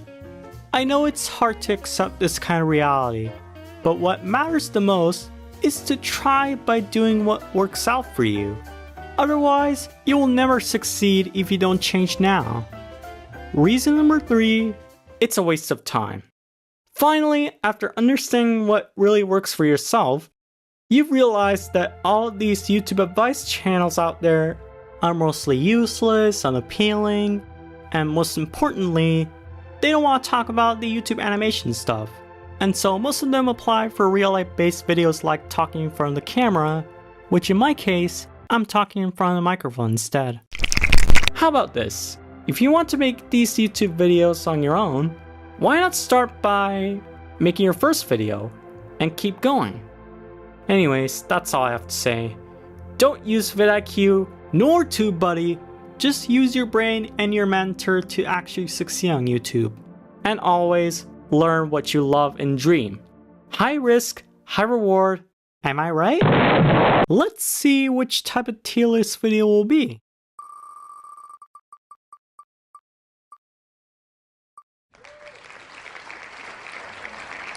Okay, so let's start with North Korea. In just several miles away from South Korea, we have the one and only country full of dictatorship and censorship. From there, we have Kim Jong-un, the supreme leader of North Korea. Basically, in North Korea, there has been a lot of poverty, lots of crazy laws like not wearing any jeans, watching or listening to any media outside of the country. And let's not forget about not watching any Squid Game and not listening to K-pop music. I mean, that's a dangerous country to visit or live in my entire life. As someone who has the American citizenship, I am grateful that I'm not gonna go there or live. So, we're gonna give this country a bad tier. Then we have Iran. Just like North Korea, it is famously known as the country of men's freedom, except for women. It has been a huge nightmare for these people after the 1979 revolution, in which Iran used to be a monarchy at the time. As much as it got worse, the country itself still has the same Islamic regime that a lot of women tried to rebel against it, but they got arrested or even killed. So just like that, we're gonna get this a bad tier again. In Russia, on the other hand, it used to be a communist country that has once been the USSR. After fighting against the Nazis from the Brits and Americans at the time, Russia eventually became strict and caused the Cold War. Then the USSR collapsed and formed these independent countries in 1991. But it didn't end there. Putin insistently wants more land like the USSR did, and a lot of people started to rebel against him, but they got arrested numerous times. There has been a lot going on in the war in Ukraine, and Russia is fighting against them. For this, I'm just gonna put a meh tier for this one. While Ukraine is facing the war against Russia, Ukraine is famously known for its agricultural production, as well as their tasty food and history. This country is famed for its remarkable architecture, historic landmarks, and warm hospitality. But that's not the case anymore because, again, there's an ongoing war that's happening right now. So for this, I'm just gonna put on the okay tier. Ooh, la France! Famously known for the iconic Eiffel Tower built in Paris, and also for the Mona Lisa painting by some random Italian artist at the Louvre. Not gonna lie, I've been to Paris 2 times in my life, one in 2009 and the other time in 2022. I know that in France have this one and only Disneyland in Europe, because when I went there, I had a lot of fun about playing around all these parks and visiting there at least twice. So for this one, I'll just give it a nice tier. The Netherlands is one of the most powerful countries in the European Union. They have bikes in the entire history, lots of tulips, lots of windmills, and the Netherlands has these celebrities that I usually follow. And they are Cas van der Pol and Joost Klein. So yeah, let's put this a super tier. Next we have the good old US of A. As someone who's Italian American, I love America the way it is. Not because of politics that's happening right now, but it's because it has a huge land territory of all the 50 states, and also have the right to travel around the area with no issues whatsoever. Everything has its own opportunities for any other YouTubers like me, and lots of celebrities kinda live there. Despite the high cost of living, the ongoing political discussions, I'll put this as super tier. UK, Your Majesty, mind if you get a cup of tea? Of course, the UK is famously known as the origin of the imperial system. The country has itself a family monarchy, which is the House of Windsor, fish and chips, the British sterling, Big Ben, and hell, I still have one of those British sterlings in my room. And of course, Doctor Who. So yeah, the country's great. I've been there once, so super tier. Ireland. Let's go gambling! Not only is famously known for the legendary Leprechaun of Luck, but it's also famous because of the Irish pub, the economical miracle, and the infamous peaceful treaty in 1998. Now since I'll be going there, and a lot of people truly recommend this place, why not give this a super tier? Italy. Oh sì, la mia cara Italia! Italia! Italia! I get the pizza, pasta, and the game Mafia? Pfft, nah, I'm just kidding. It's not like that. Let me explain. Italy has its unique history, like the Roman Empire, Dante Alighieri, the discovery of America, the Italianification, fascism, the Italian Mafia, the spread of COVID-19, and for entertainment, we have Sanremo, the Italian musical festival. So let's give it a nice tier. But home, Letty. Nice tier instead of a super tier. Calm down, calm down. Let me explain why I had to do that for a reason. I hate high temperatures! So, that's all. That's the tier list, folks. If you want to see more of these tier list videos that I made, please let me know in the comments for more suggestions. So, see you later, guys! I flew over 6,100 miles just to go to this VidCon alternative, and that is Opensauce. These inventions are super great, and I met these 3 YouTubers without any expectations of mine. But why? Well, let's just say that I wanted to go there so bad. But before we get into that, let's go back to day 1 on the very beginning of this trip. It was a beautiful day in San Mateo, California, and I woke up just minutes before the early opening of Opensauce due to jet lag. I immediately got things up, then went to breakfast, and headed there on time. But there's a problem though. There are so many people in line. Luckily, I had a solution. Since I have this Opensauce premium admission ticket, I finally got inside just an hour before the general ones got in there. When I went there inside, I truly love their inventions that either big or small YouTubers make. For example, this one here, or that, or even this thingy. Those are particular inventions that no such human being would make. While I was walking at the convention center, something happened. I met Jerry Rig out of nowhere. My mind was blown. I eventually took a photo with him, and we talked some crazy stuff that he has done, like the iPad Pro bending video in 2018, and also how the Rabbit R1 turned out to be a scam in some ways. Everything else went well, and listened to some interviewers during the discussion time, including Jerry Rig himself. She was in a wheelchair, and I realized very first, like first or second date, that wheelchairs were like ridiculously expensive. For like a normal active manual wheelchair, people are paying like $4,000 or $5,000, even $10,000 depending on the customization of it. And so I, wanted to take her on some dates, and so I took 2 electric bikes and welded them together with a seat in the middle. And so we built an off-road wheelchair for like a fraction of the price of anything else on the market. And I was like, we needed this, and it was super fun, so why not just like make a whole business around it? So we dated for a year, got married, we have 2 kids now, and a wheelchair factory. So what a guy. What a lovely look. He has some meaningful words, right? Then I met Alan Becker, and I have played some of this Super Smash Bros. Lookalike with around Animation Gal. We had a lot of fun. Then Opensauce Day 2 rolls around. I got into another line, this time way longer compared to yesterday. We waited, and eventually got there again. It was the same old thing of yesterday. Lots of people are taking photos and videos, and lots of inventions are super, and I mean super unique of what I just saw in there. Then I went to his free animation course, and I made this stick figure animation using Procreate. Pretty cool, right? Everything else is interesting, and I saw more inventions like this computer keyboard, for example. While I was waiting for another listening conference, I met someone out of nowhere. Can you guess who?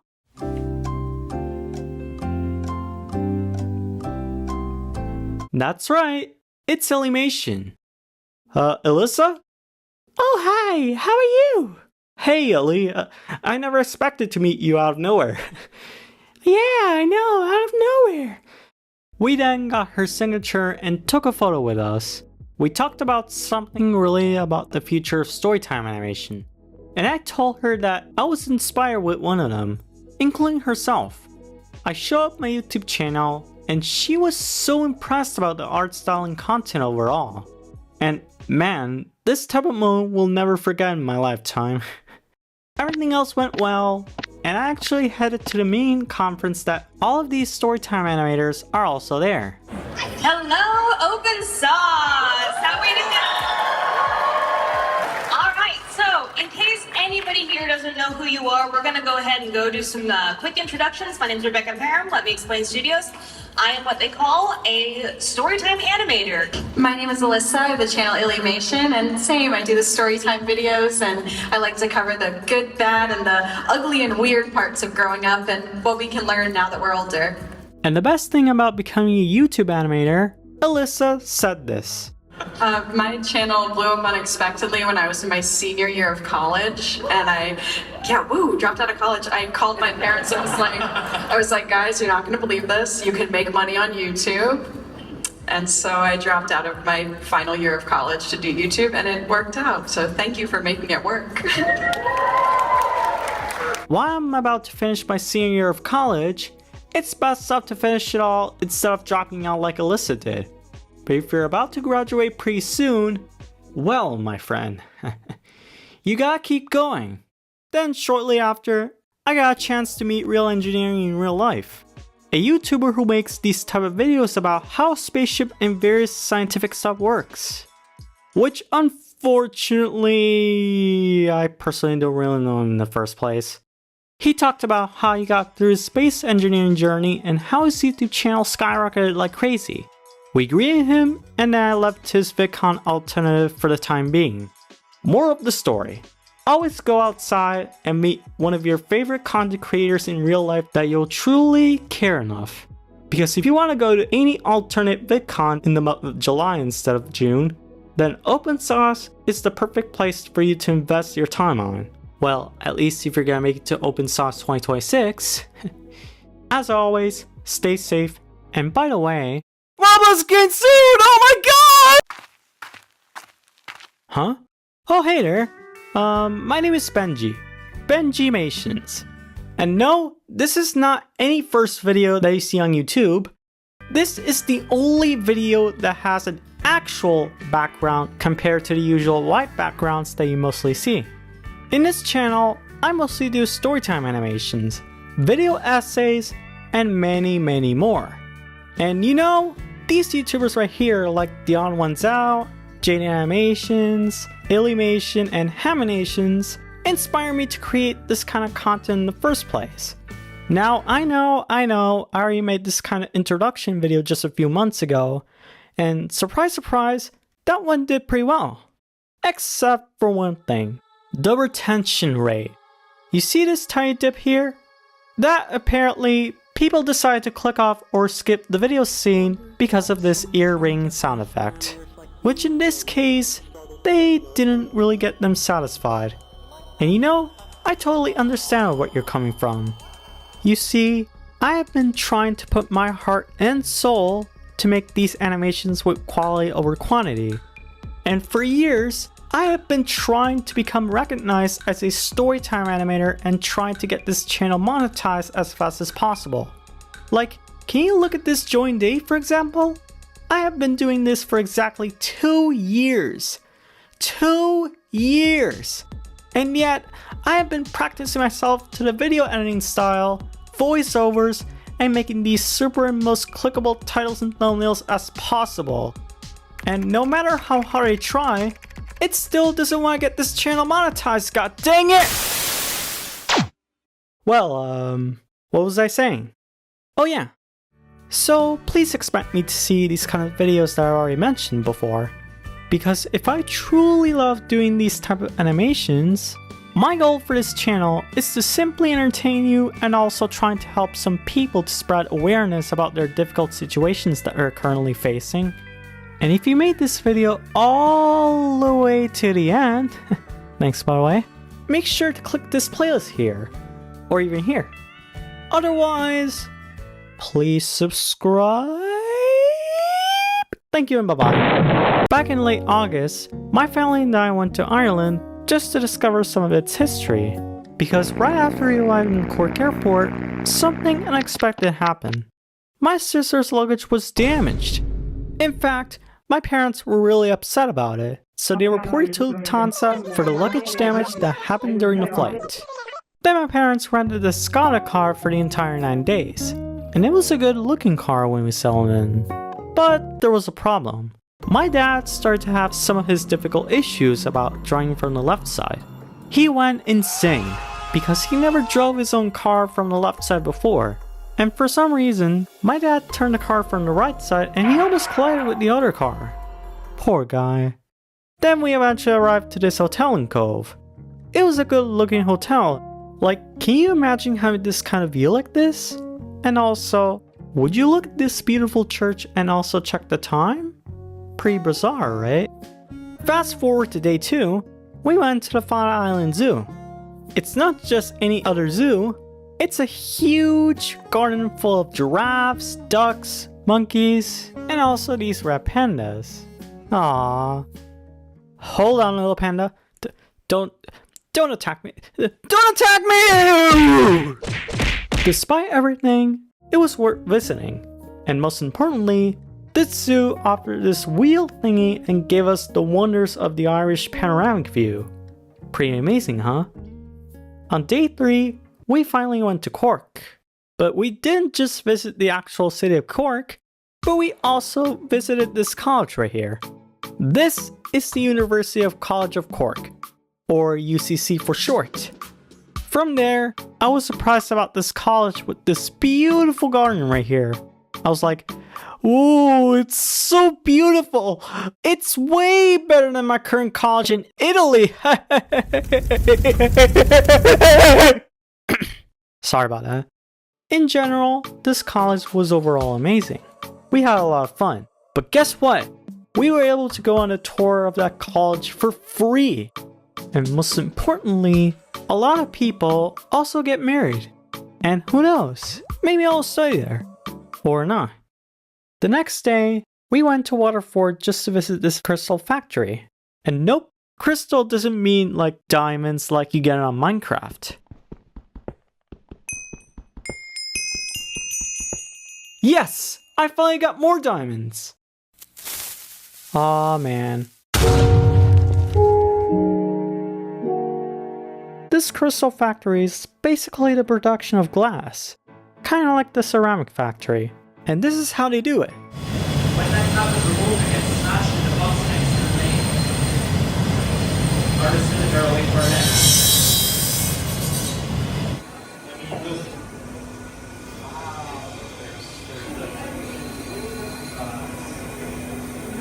Pretty interesting, huh? So yeah, the crystal factory was great, because after visiting the crystal factory, we eventually explored some more stuff about Waterford in general. On day 5, we did something different. As it gets cooler and raining every single day, we went to the cliffs of Moher, a natural location that you will be able to see the beauty in front of the Irish winds. But if you truly want to visit this location someday, you better get yourself covered up or else you're gonna fly! Oh well, he's gone. And so, what did we do in the next following days? Well, we went to the city of Cork again, we went to the Church of Cove, we went to this Titanic Museum, we went to this beautiful observatory, and also, we went to kill Arnie. Please don't kill me! Too bad, Arnie. Time to die. No! No! Not that kind of Arnie! Then what? What is it? Kill Arnie in Ireland! Alright? Oh. We only went to kill Arnie just to visit this historic building here. However, we couldn't go inside because it was closed. We then managed to explore all the Irish nature, like this great waterfall here, or this river, or this other river too. It has its own spectacular view, trekking routes, so incredibly beautiful. On day 9, there was nothing much to see about it anymore because the vacation was over. Moral of the story, you will always get some wonderful memories if you go to Ireland every single time. The luck, the happiness, and the rainy days will always go by. Also, if you enjoyed this video and watched it all the way to the end, please subscribe, or else. I want to tell you something. Why these YouTube gurus ignore animation channels? Well, let me explain these 3 reasons why. First of all, animation takes time and effort. It's true that it definitely takes time and effort to make an 8-minute animation video with frame by frame, which of course, it makes sense. But according to these YouTube gurus, they often say, upload consistently, post 3 videos a week, never give up, you got this. Guys, what about animation channels like Zhao, J Animations, or illymation? Like, is there a way we can apply this type of advice too?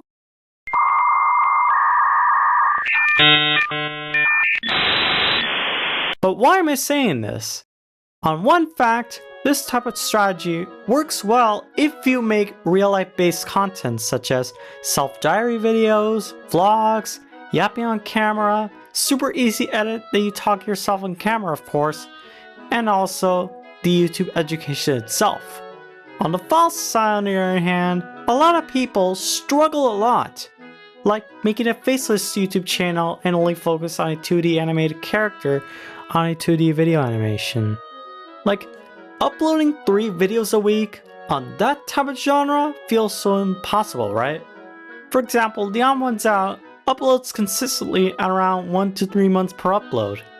That's because he has a team, and for himself, he uses Adobe Animate only to animate only frame by frame, which in this type of advice from these gurus can be a little frustrating, right? However, if you truly want to save time and effort to make an 8-minute animation video without sacrificing frame by frame, I recommend you use this Toon Boom lookalike animation software, Moho Pro. It has so many features that no such other software will make, which is why I've been using this type of software ever since starting the channel. I'm going to show you how I animate those things. Okay, so this is how I animate one of my videos because, as you can see, this is the 3.4 side character of mine. As you can see, it's all rig based on it. It's already structured. There are plenty of tutorials on Moho Pro on YouTube out there, so you guys find out yourselves how I actually animate one of these characters in the first place. So you can see that it works fully well, fully structured. Look at that. And yeah, you can jump it up and add multiple sketches, like let's say in MS Paint later, like you splash it on the top. Very funny, huh? Now let's say you want to make him walk. So it's best to do it on this structure because the camera is all the way there. Let's try to do our walk cycle. I'll just do time lapse for you guys.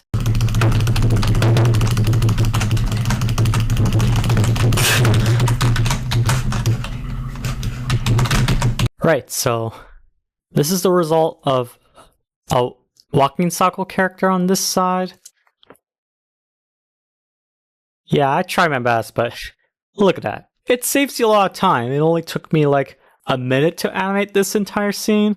At least better than do it in frame by frame, which sometimes you need frame by frame for complicated stuff such as the in-between part, the running Scooby-Doo effect, which frame by frame still makes sense for everyone. But if you want to save time, then Moho is your go-to option.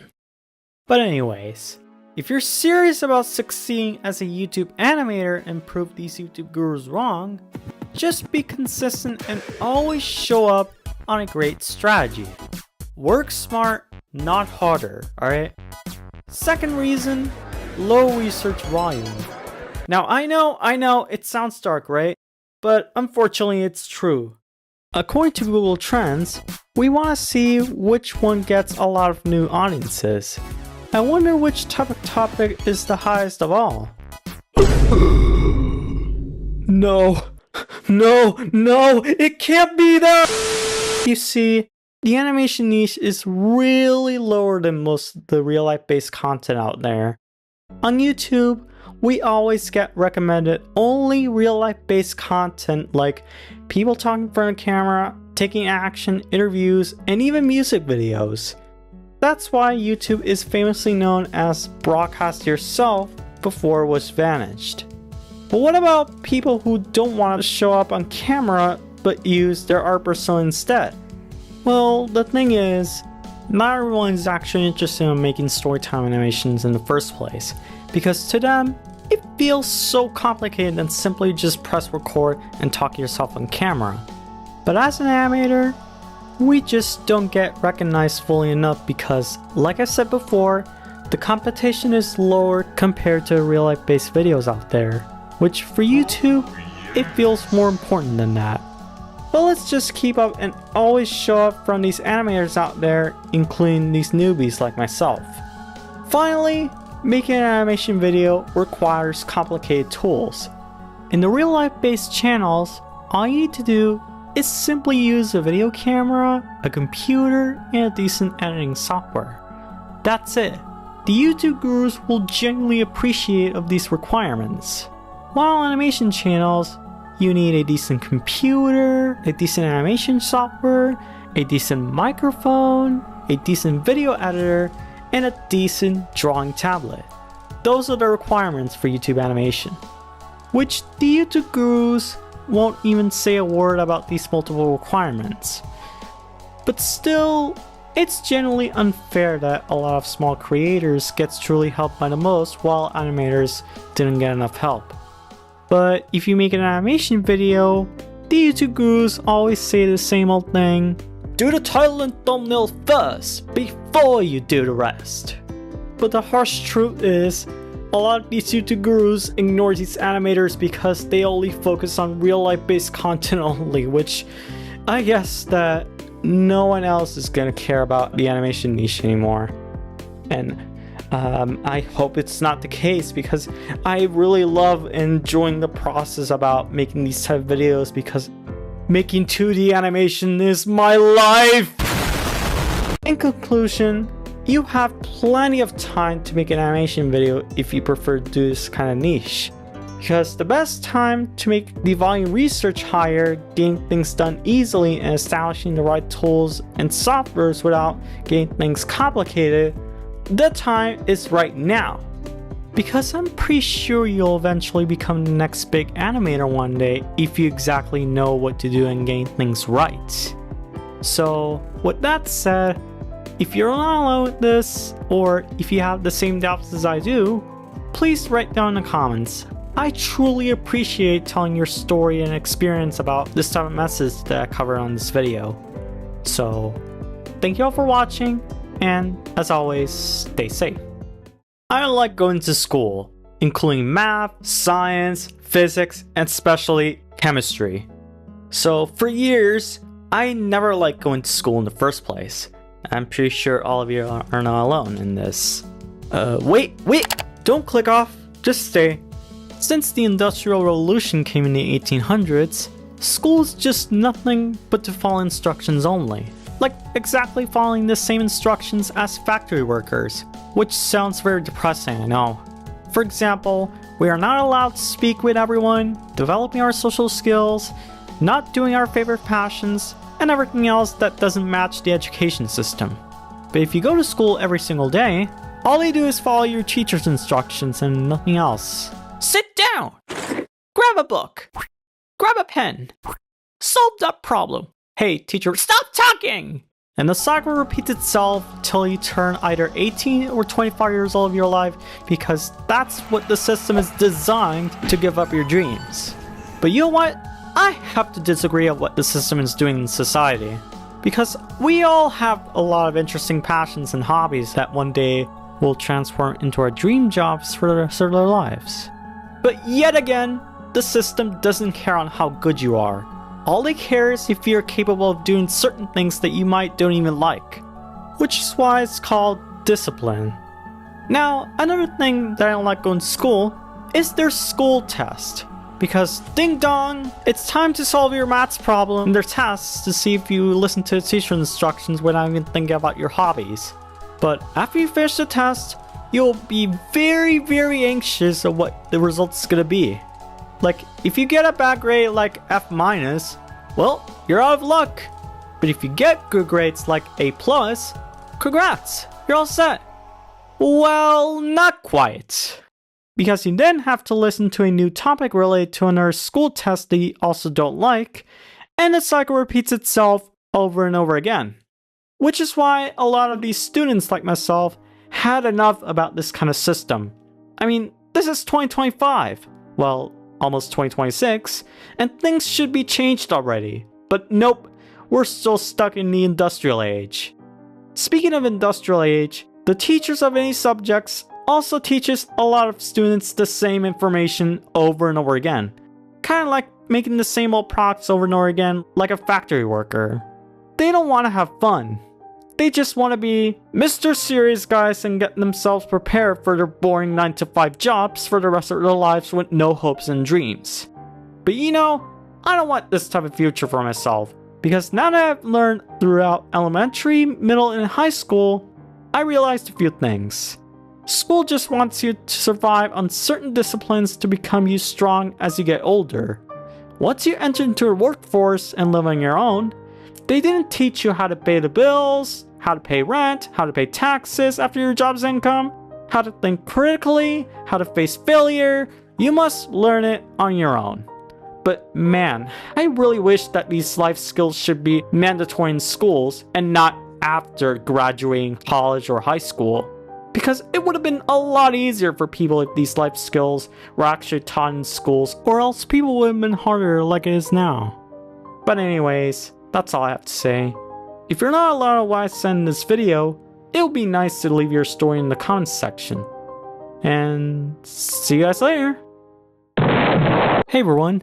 So first of all, 2025 became a year. Sort of. And second of all, there has been a lot of updates and changes on this channel. Such as my art persona's new look, the new editing style, my logo's new look, and also I would like to thank everyone who have watched these new videos that I uploaded this year. And I would like to also thank everyone who have watched this type of videos so far. And thank you so much for subscribing me so fast that I never even expected to do so. It really means the world to me. But not everyone seems to be supportive of me. But sometimes I have received some useful feedback to improve everything I've been doing to make these type of videos more interesting and more entertaining as possible. But I'm still thankful for what I did this year, especially collaborating some of the animations I uploaded to their channels. And also, I felt so grateful to meet these YouTubers in real life back when I was in Opensauce 2025. So yeah, I don't know what to say, but thank you all so much for the support, and I wish you all a happy new year, and I hope we can make things better in 2026. See you soon! So in the past few years, AI started to get really good on generating one of these images out there. But this type of AI improvement became a huge problem for every artist and animators like myself.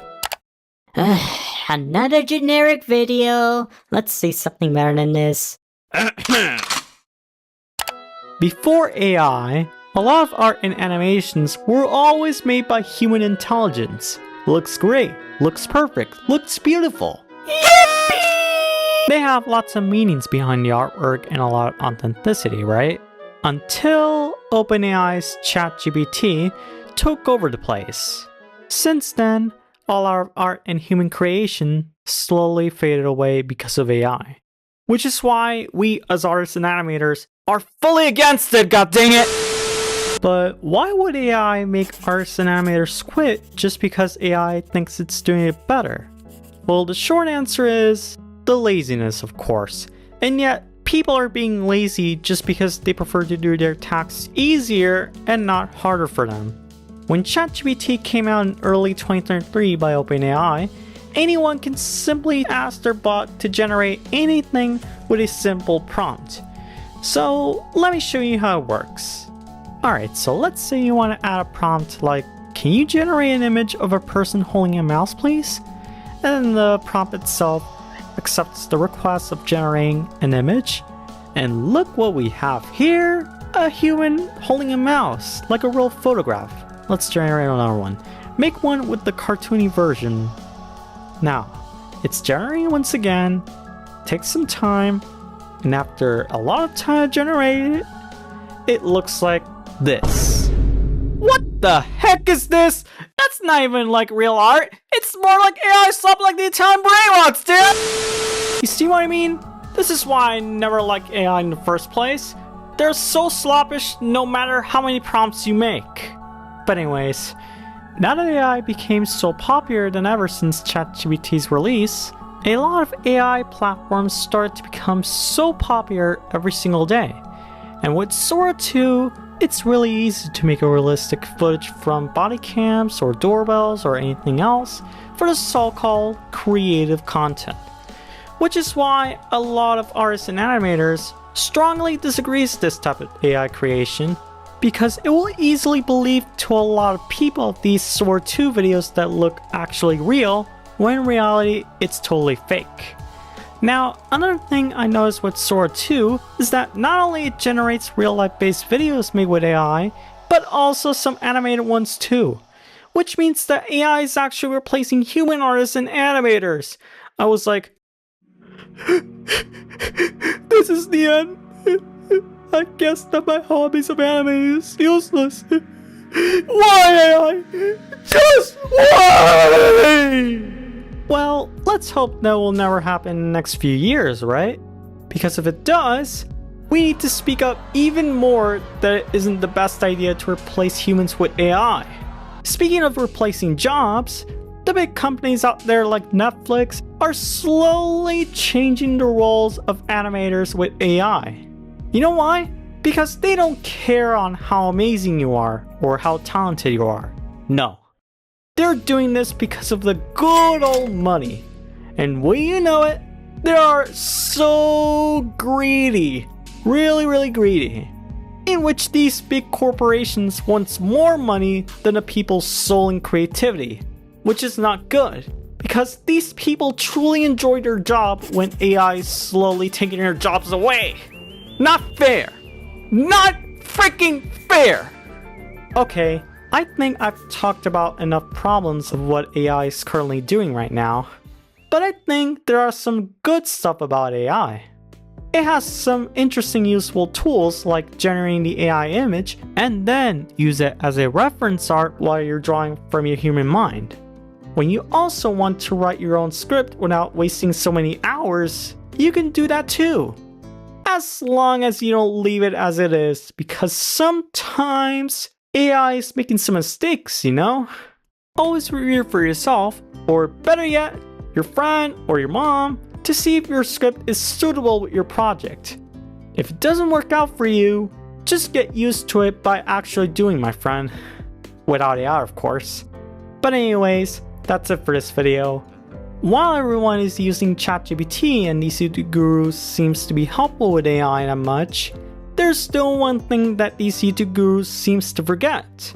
They ignored the animation channels.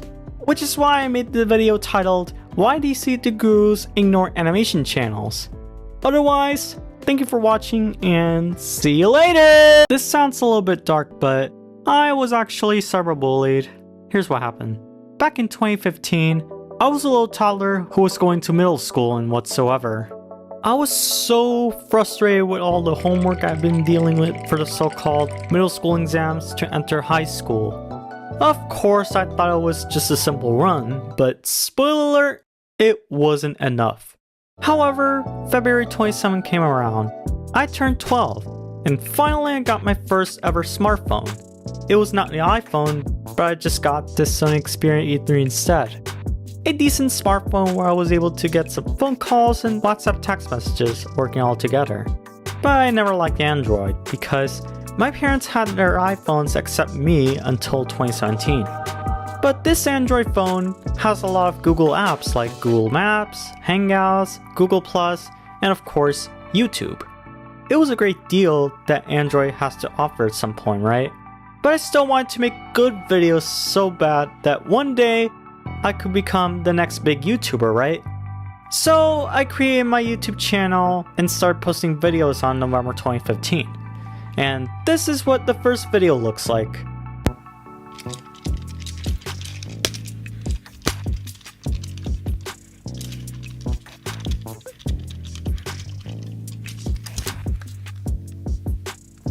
That video was cool, I guess. Since that upload of my first video, I decided to continue on to making videos as a hobby. But in 2016, I started to get a little portion of attention. a lot of people were very supportive of me, but some of them are not. Like for example, someone made fun of me just because I was wearing Steve's hat from Minecraft. So please take a look. Oggi vi faccio vedere questo che è la testa di Steve per il Minecraft. Dai, dai. Ok, forse no. Giriamo, ha tanti capelli. Poi girate la testa così. Qua si può vedere una strana capigliatura.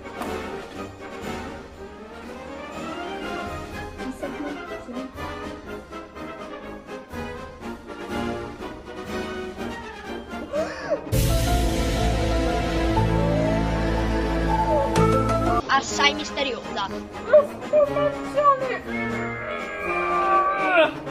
Oh, sono tornato come prima.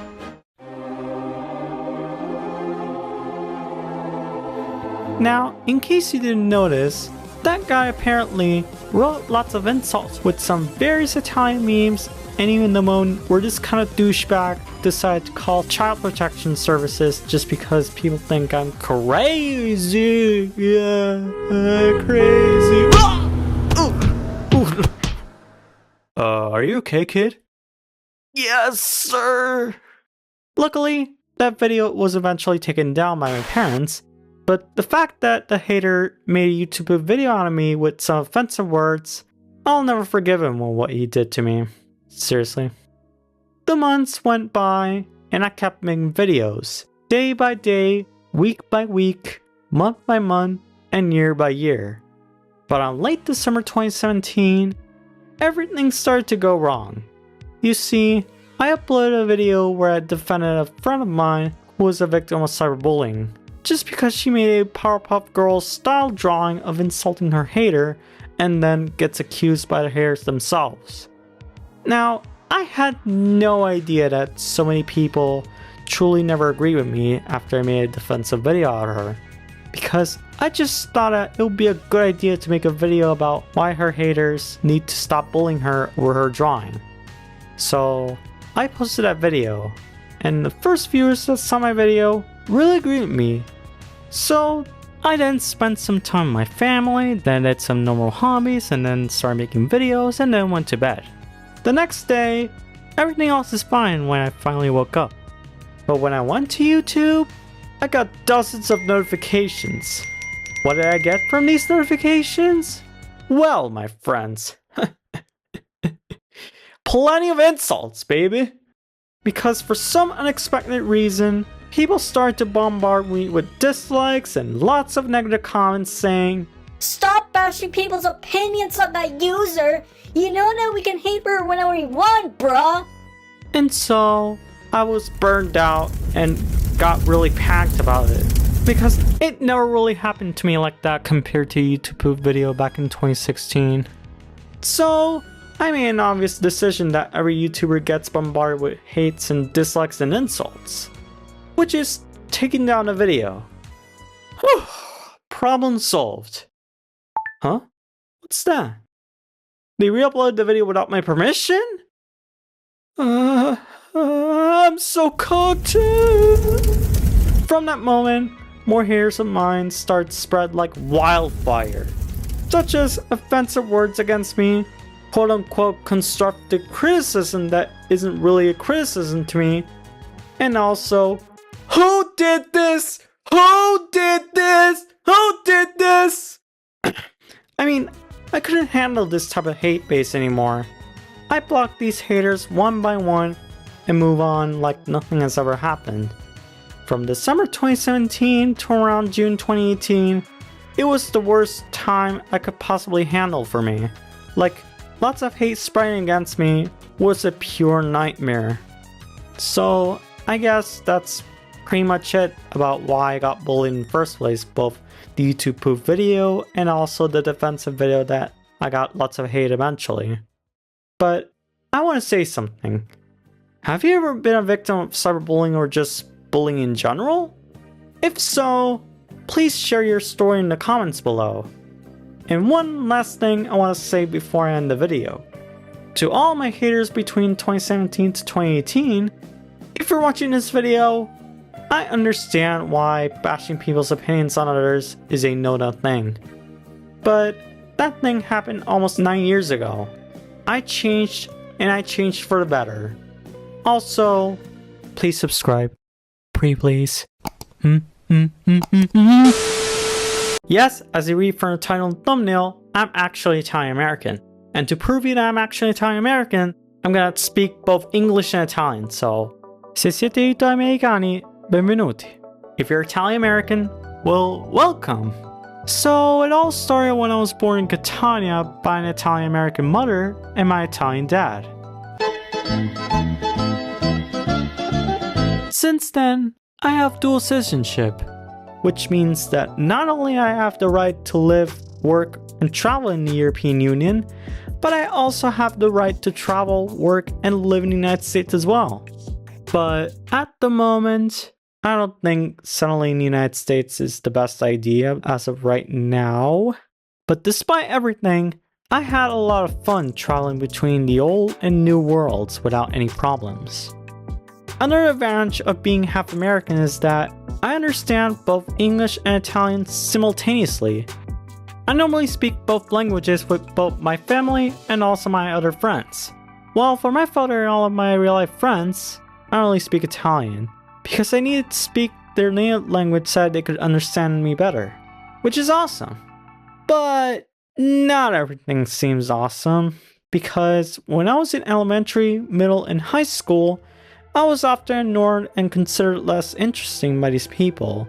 You wanna know why? Well, I didn't have many English-speaking friends back then, because most of them didn't have a higher level of English compared to my family and I. But that's okay! Because I was completely different from everyone else, and I'm pretty sure I'm not the only one who went through this kind of phase, right? Because, like I said before, they don't really care if you're American or half American. All they care is if you speak their own language so that you'll make them happy. But Benji, if you didn't have many English-speaking friends in real life, what about those people you found online? Interesting question, my friend. I felt very fortunate to have made so many friends online, most of which came from Google Hangouts, Discord, Instagram, Facebook, and especially YouTube. On YouTube, I had to step up and build a larger community than I did in real life. Do you want to know what the result looks like?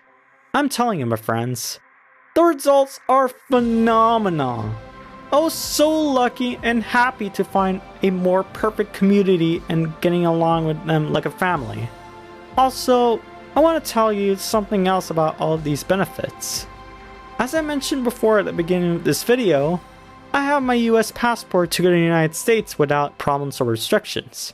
From there, I went to visit some of my relatives between Virginia and California love. Above all, I had the honor of meeting several YouTubers in real life back when I was in Opensauce 2025, which is one of my greatest memories I'll never forget on that day. Because without my US passport, I would have had to apply for various ESTA permits like everyone else in the world, including Italy. So, what do I want to conclude with this message? Well, I'll say that being Italian American is a beneficial experience to be born in this way. It gave me the opportunity to experience both the American and Italian culture to see what I feel like the most.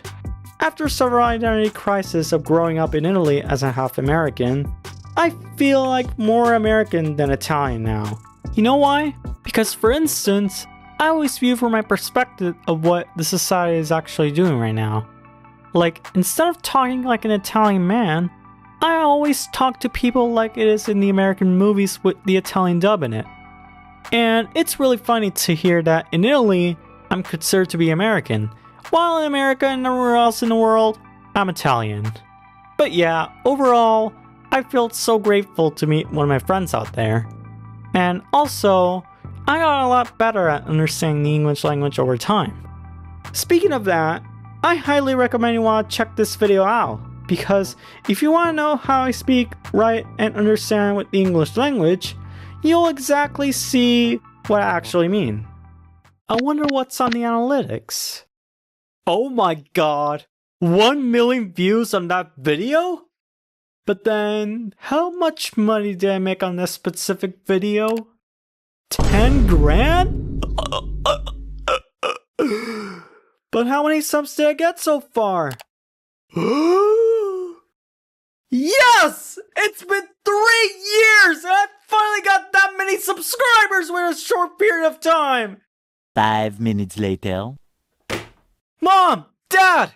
I got 100,000 subscribers! Really? Yeah. What about it? I don't think so. You're still less than 1,000 subs, not 100,000. But I saw it on my eyes. It can't be. Check on the YouTube app.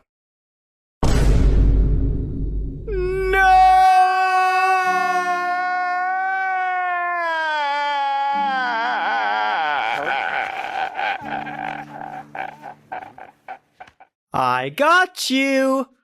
It was just an April Fool's joke. But what's not an April Fool's joke, however, is that I'm about to reach 1,000 subs pretty soon. And I'll be showing my face in some ways. But yeah, that's all I have to say for now. Happy April Fool! Wow. I just need to get some rest.